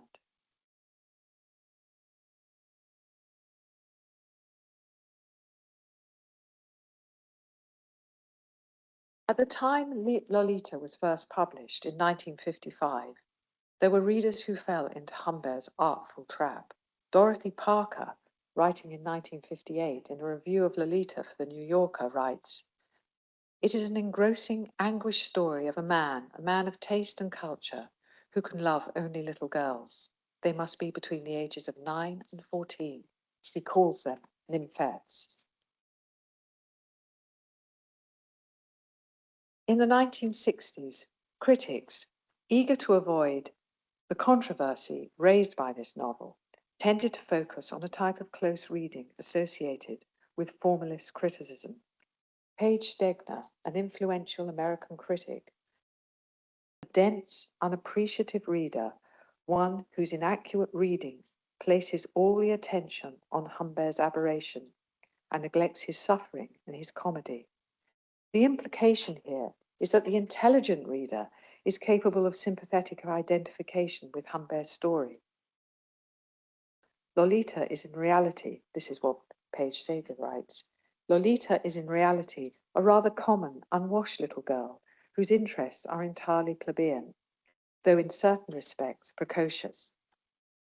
All this has so much echoes and relevance to the recent revelations in the Epstein files and just permeates down through everything that women are trying to put forward, trying to have their voices heard. There is constantly this undercurrent of male-dominated mockery. From the 1980s onwards, there is a shift in emphasis, and the focus becomes the ethics of human relations. Feminist critics take Nabokov to task. In the foreword of the novel, the psychiatric assessment of Humbert, who is awaiting trial for the murder of Claire Quilty, is so lugubrious and badly written that it acts as an injunction against any kind of reading that foregrounds child abuse. The psychiatrist is reduced to the butt of parody. Similarly, the various female characters in the novel who become suspicious of Humbert are treated with the same sneering contempt. In this way, the reader is covertly bullied and will go to any lengths to avoid being identified with these blockheads, thus luring them further into Humbe's twisted worldview. The appeal made by feminist critics at the time is to resist this insidious seduction by having the courage to analyse the horror of Humbe's crime by reinscribing the material body of the child, I'm going to call her Dolores, to the text. I support the motion. Thank you, Dr. Judy Forshaw, and thank you for reminding us of the insidious place that misogynist literature can take in its hold on the cultural firmament and its influence on the law and outside the law. Thank you. And now may we turn to Sonia Ahmad, for Sonia's seconding of the motion. Thank you, Sonia. Access to justice is an illusion if an abused woman has to ask herself before she seeks help, will this protect me or will it put my right to stay at risk? Reporting abuse should never feel like reporting yourself. I am speaking in support of this motion because access to justice is not only an idea, it is whether a woman can safely ask for help and be protected. I want to focus on one group for whom that safety is often missing: migrant women, and where immigration status can be used to trap them and silence them. The UN Women warn that laws are being rewritten to restrict the freedom of women and girls, silence their voices, and allow abuse without consequence, and that women and girls are being failed by the very systems meant to protect them. We can clearly see that failure here in the UK when immigration status is used to control migrant women experiencing domestic abuse and when the route to protection does not feel safe. So how is immigration status weaponized? Often it is not dramatic violence in public. It is coercive control behind closed doors. An abuser learns which fears will keep her quiet, hiding and destroying passports and paperwork, controlling money and cutting contact with friends and family, being told the police will treat her as the problem, not them. Approximately 62 to 92% of migrant women with insecure status report that their abusers threatened them with deportation if they reported the abuse. The message being sent is, you cannot leave, you cannot report, and no one will help you. For many women, the fear is not only the abuser, it is what may happen if she asks the state for help. The Domestic Abuse Commissioner has reported that Home Office data showed that every single police force in England and Wales has shared the data of a domestic abuse victim with immigration enforcement over a 3-year period, including 537 referrals. This makes migrant victims and survivors with no safe place in the country to report domestic abuse without the fear that their data may be shared with the Home Office. When people believe that, justice fails before it begins. No report means no investigation. No investigation means no court order to keep her safe and therefore no prosecution. The abuser learns the lesson as well. Silence keeps their power intact. Silence is not a choice made freely. Instead, it is often the safest option available. Financial dependence makes leaving harder. Insecure housing makes it riskier. Lack of awareness of legal rights makes it harder to know where to start. Language barriers make every step feel heavier and more intimidating. Some women also have no recourse to public funds, which means they cannot access most benefits or housing assistance. Add the fear of immigration consequences and being encouraged to step forward stops being a realistic option. So what does safe reporting actually mean? It means the first response to a report of domestic abuse is protection, not enforcement. I am not asking the police to ignore immigration law. I am asking them to put safety first when a woman reports the abuse. A woman should be able to speak to the police and to support services without fearing that her personal details will be used in a way that increases her danger. If we are serious about access to justice, we need 3 changes. First, we need a clear rule that separates protecting victims from immigration enforcement in domestic abuse cases. A woman should be able to report violence and seek protection without fearing that the system will punish her for speaking. Second, we need reliable routes into specialist support and legal advice. When a woman discloses abuse to any public service, the first step should be to connect her to a domestic abuse specialist and to advice that she can trust. Help has to be available when she needs it the most, not weeks later. Third, access to justice must include access to legal help. This motion recognises that legal aid provision is stronger in criminal matters than in family law, which often puts women at a disadvantage. Early advice can be the difference between safety and staying trapped. And without it, many women can't even work out what to do next.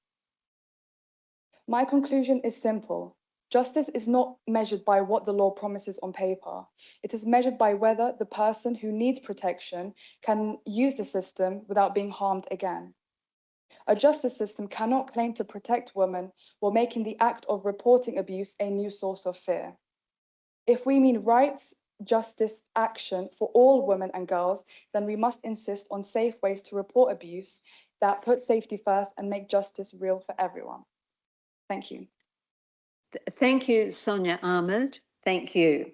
And now I'd like to turn to Emily Frewin for her presentation in seconding the motion. Thank you, Emily. Good afternoon, everyone. It's been very interesting listening to everyone's speech here today. I actually have like a bit of public speaking anxiety, but since this is an issue that affects everybody, most women here, like every woman here in the room, I felt like I have to speak on a topic like this one. So I want to start by saying, so today we're here not only to reflect on equality, but we're here to confront a more fundamental question, which is justice. Because across the United Kingdom, justice is not experienced equally by all women and girls. It is shaped by gender, but also by ethnicity, socioeconomic background, and access to opportunity. For many, the factors intersect, creating deeper and more persistent barriers to fairness, protection, and accountability. The gender pay gap and pensions gap is not just economic concerns, they are matters of justice. They leave women more vulnerable to poverty, insecurity, and dependence. Women from minority ethnic backgrounds and lower income communities are disproportionately affected, facing compounded disadvantage that limits both opportunity and security. At the heart of this is continued undervaluation of work traditionally carried out by women. Care work, education, and social services are essential to our society, yet they remain underpaid and overlooked. To fail properly value this work is not just. It's not just an economic oversight, it is injustice. Work skill value inquiries are therefore essential in recognizing and correcting the imbalance. We must also highlight and confront the injustice faced by women that also in the 1950s, affected by the state pension age. Many were given insufficient notice, leaving them in positions of financial hardship and dependence. For working class women in particular, and they had losing consequences in justice. In this case, demands more than just acknowledgement, it requires resolution. But justice is not only about outcomes, it is also about access. For women in marginalized communities, their barriers to access are even greater. Language barriers, financial constraints, systematic bias can prevent women from minority ethnic backgrounds from accessing legal support.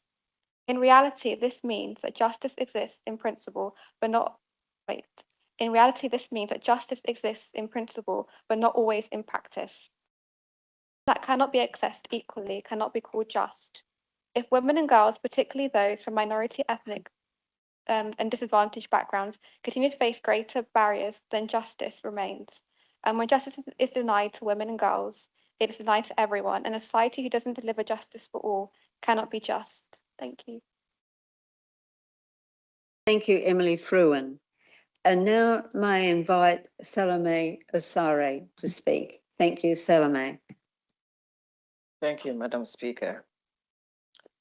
Madam Speaker, fellow delegates, we have gathered here not merely to discuss justice, claim its meaning. For decades, the rights of women and girls have been written into treaties, declarations, and promises etched on the parchment of progress. Yet, too many still await the translation of those promises into reality, while injustice and discrimination against women continue to rise. I want to briefly talk about the case of Emma Jane Maxson, where Justice for Women instructed a new legal team when new evidence supporting self-defense, diminished responsibility, and domestic abuse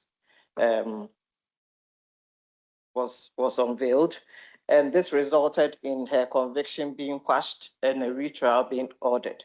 Unfortunately, this retrial resulted in a life imprisonment with a minimum term of 17 years. This is shocking in light of the evidence that was put forward by the new legal team and confirms the discrimination faced by women in the criminal justice system. During the course of the trial, the Crown prosecutor made reference to Emma as a typical council estate girl who has experienced 51 night stands, a comment that reveals appalling class prejudice and misogyny that should have no place in a modern day criminal trial. Contrast the case to sentencing the next day of three defendants, one who strangled his estranged wife after a row, then chopped up her body and hid her, pleaded guilty to murder, and was sentenced to a minimum tariff of 13 years. Or to the case of one Anthony Williams, who strangled his wife to death and was sentenced to 5 years for manslaughter. Or the 18-year sentence that was handed to George Leather after killing his wife by inflicting 300 stab wounds to her face and body. In none of these cases did the defendant face violence, coercive control, or anything mere than feeling irritated by their wife's conduct, which was ratified by the UK in 1986 under the Thatcher government. It's one of the core international human rights treaties of the United Nations, which requires countries who ratify it to respect, protect, and fulfill women's human rights. The Convention of the Elimination of All Forms of Discrimination Against Women, which is CEDAW, has waited 40 years to be fully and faithfully incorporated into our domestic law. 40 years is not an oversight, but an inaction suspended in habit, a habit that removes the need or active decision-making.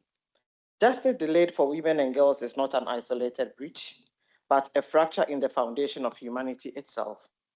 Paying women less than men has far-reaching consequences for society by contributing to the gender pay gap. Women's lower pension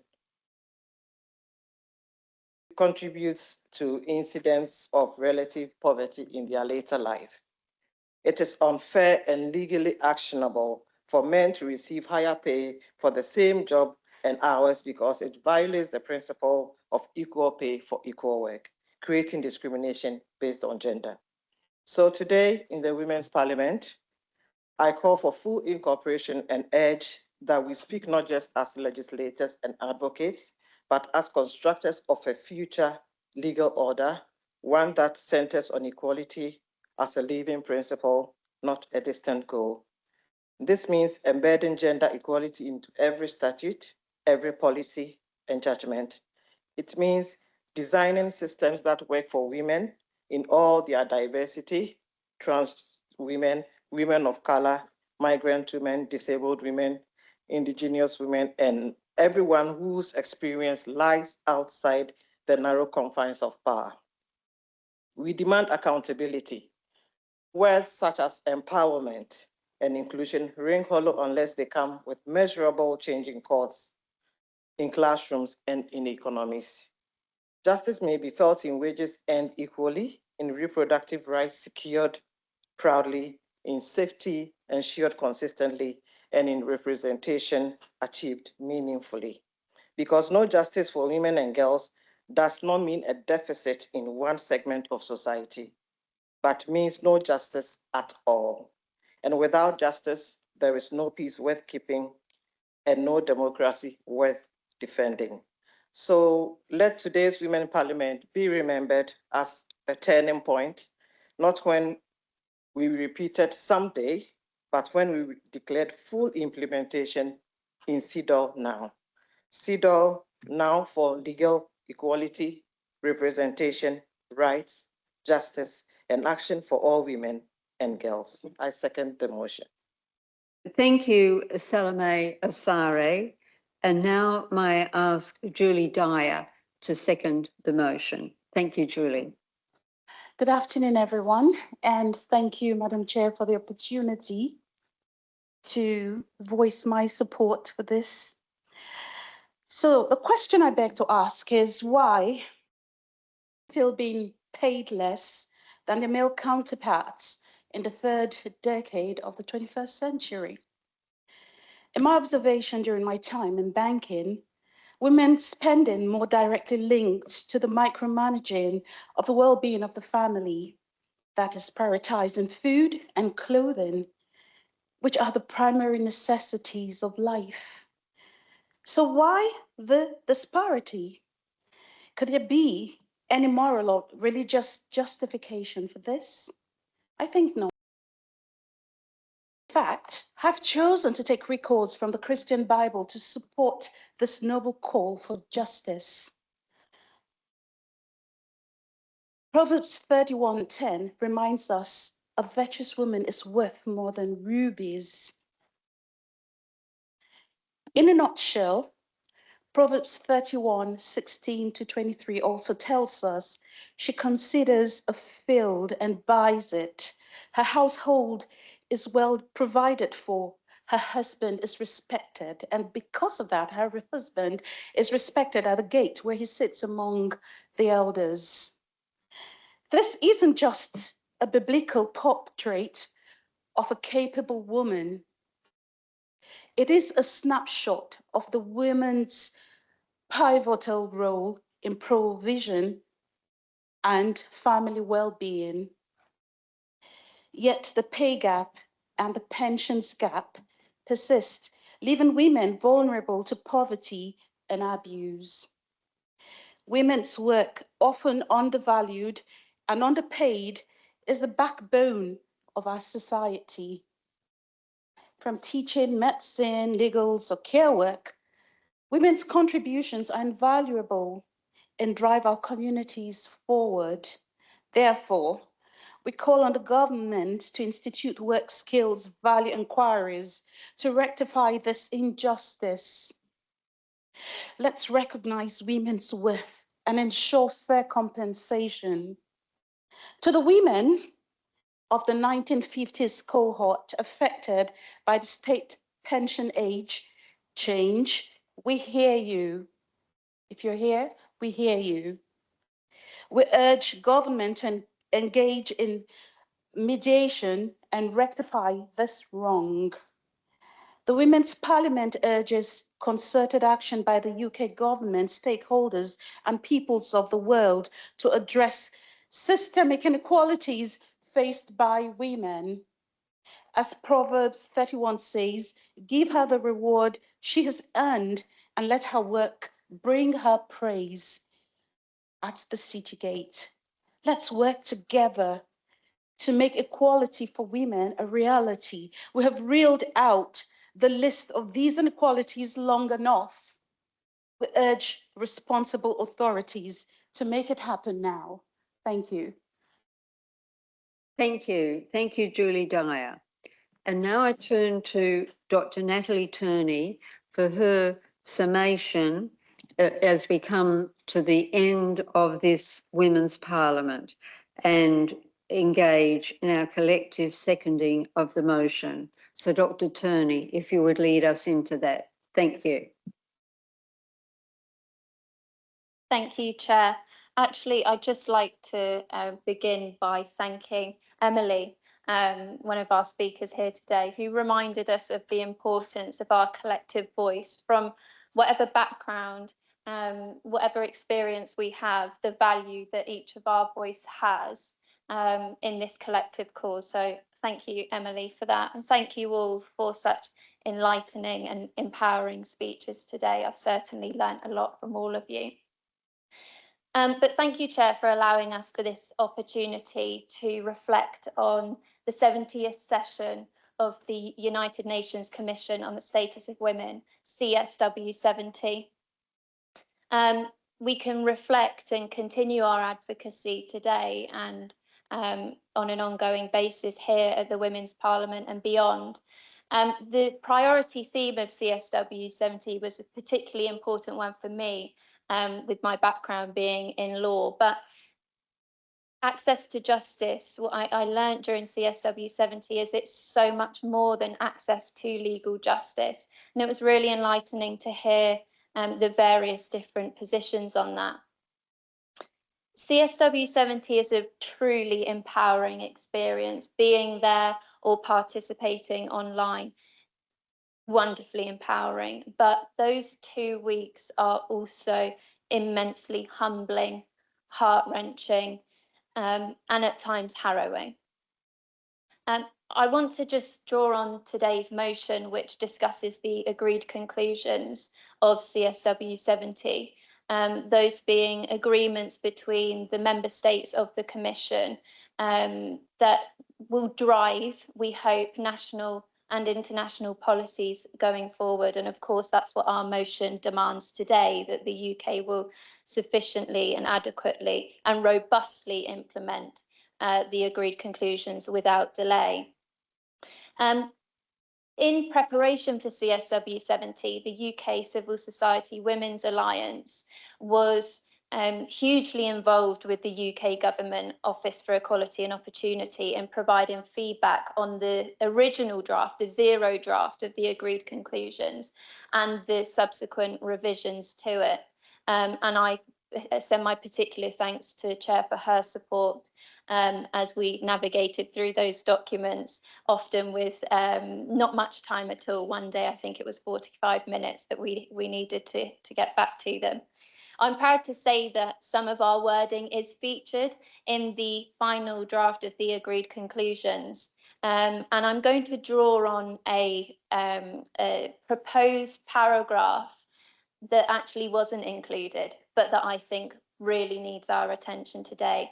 Before I do that, I would just like to note that in the 17th plenary session of the Commission on the Status of Women, the 70th session, yesterday, the UK delegation specifically thanked civil society for its involvement and highlighted its value. And I think that for us today, that's a really empowering message, that what we do and what we say actually does feed in to creating these national policies and these international policies.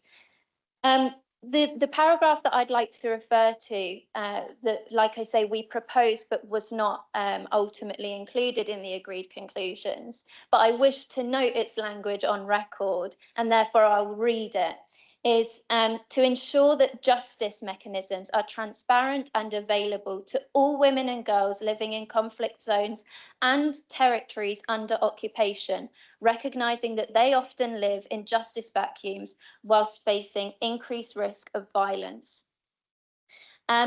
Earlier this week, during CSW 70, on the 17th of March 2026, the UK Civil Society Women's Alliance's working group on women and girls living under occupation hosted a virtual parallel event, which was titled Under Occupation, Resilient Women Deprived of Visibility, Rights and Justice. And as much as I know we berate the use of technology, and it can be absolutely terrible, as we heard with Amy Ruffell's intervention earlier, I will say it was an incredibly poignant thing to hear from such courageous women from across the world on this occasion. And I know some attendees here were in the room, including my colleague here, Dr. Nesrin Comert. To hear from women living in occupied territories, women who have been repeatedly displaced, women who told stories of systemic violations, including sexual violence, gender-based violence, disappeared women and girls, widowhood and wives with disappeared husbands, lack of access to education, lack of access to information, destruction of healthcare systems, statelessness, and numerous humanitarian crises. One of our speakers joined from the occupied Palestinian territories, Palestine, where she reported the haunting realities of living in Gaza. That 95% of housing in Gaza has either been destroyed or damaged, with families living in overcrowded tents made from plastic sheeting, exposed to extreme weather and severe shortages of water, sanitation and hygiene. That almost 60% of medical points are non-functional. That the restriction of humanitarian aid to Gaza, coupled with the destruction of reproductive health care, have destroyed in part the reproductive capacity of Palestinian women. This is not her personal opinion. This is the finding of the United Nations Commission of Inquiry, and this is a genocidal act.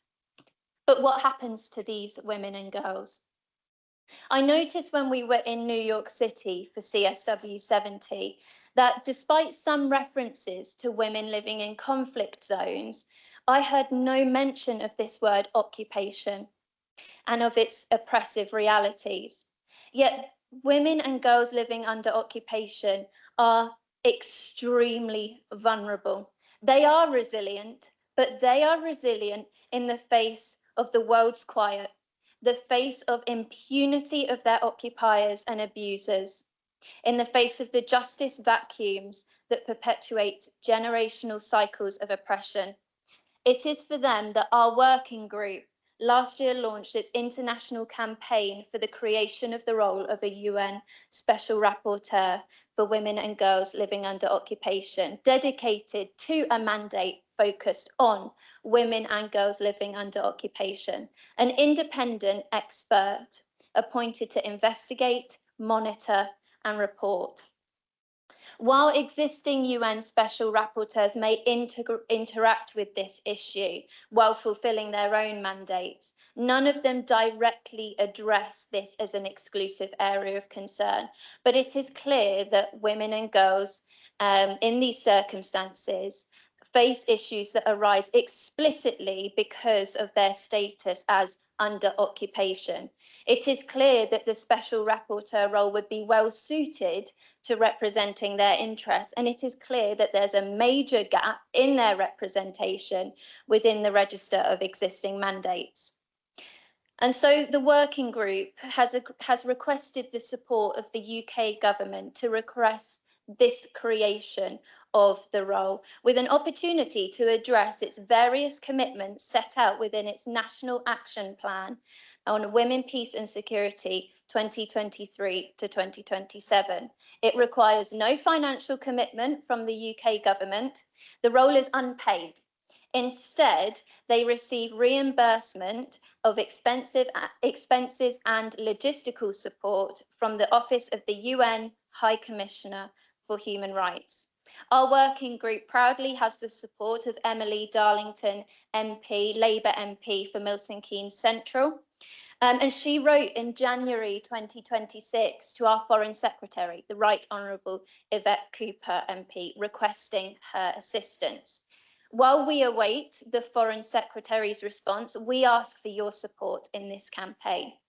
You could, for example, ask your own MP to support the campaign, and we have a template letter available for you, so we would be very happy to send that.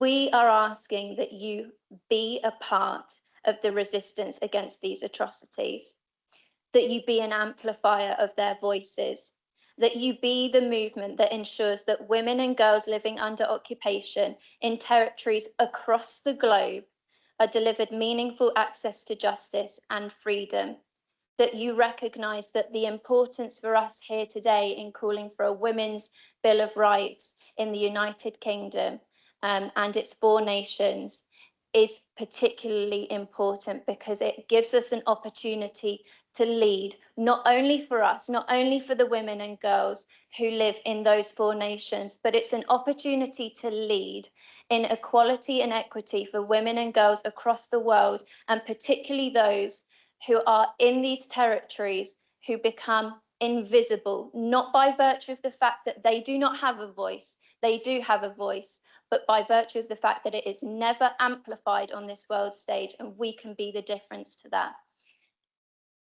I support the motion for these reasons, and I invite everyone to support me in supporting this motion. Thank you. Thank you, Dr. Turney. Thank you. And now may we all rise to collectively second the motion. Second the motion. Thank you. The motion of the Women's Parliament sitting here in Cambridge on Friday, the 20th of March, is now passed. And may I say, we all be seated and say some final words. Rights, justice, action for all women and girls. Rights are missing, justice is absent, action too often drives women's rights backwards, denies women access to justice, and buries justice for women and girls beneath the sod. Yet women's voices will not be silenced. Women's voices will ever sound out. Women's voices will ever be heard, must ever be heard, to claim and reclaim rights, to gain and regain justice, to demand forward action, driving women's rights onward, tossing off the soil that threatens the burial of every right women have won, every right for which we are fighting and which we will win, and every right for which we have fought and we have won.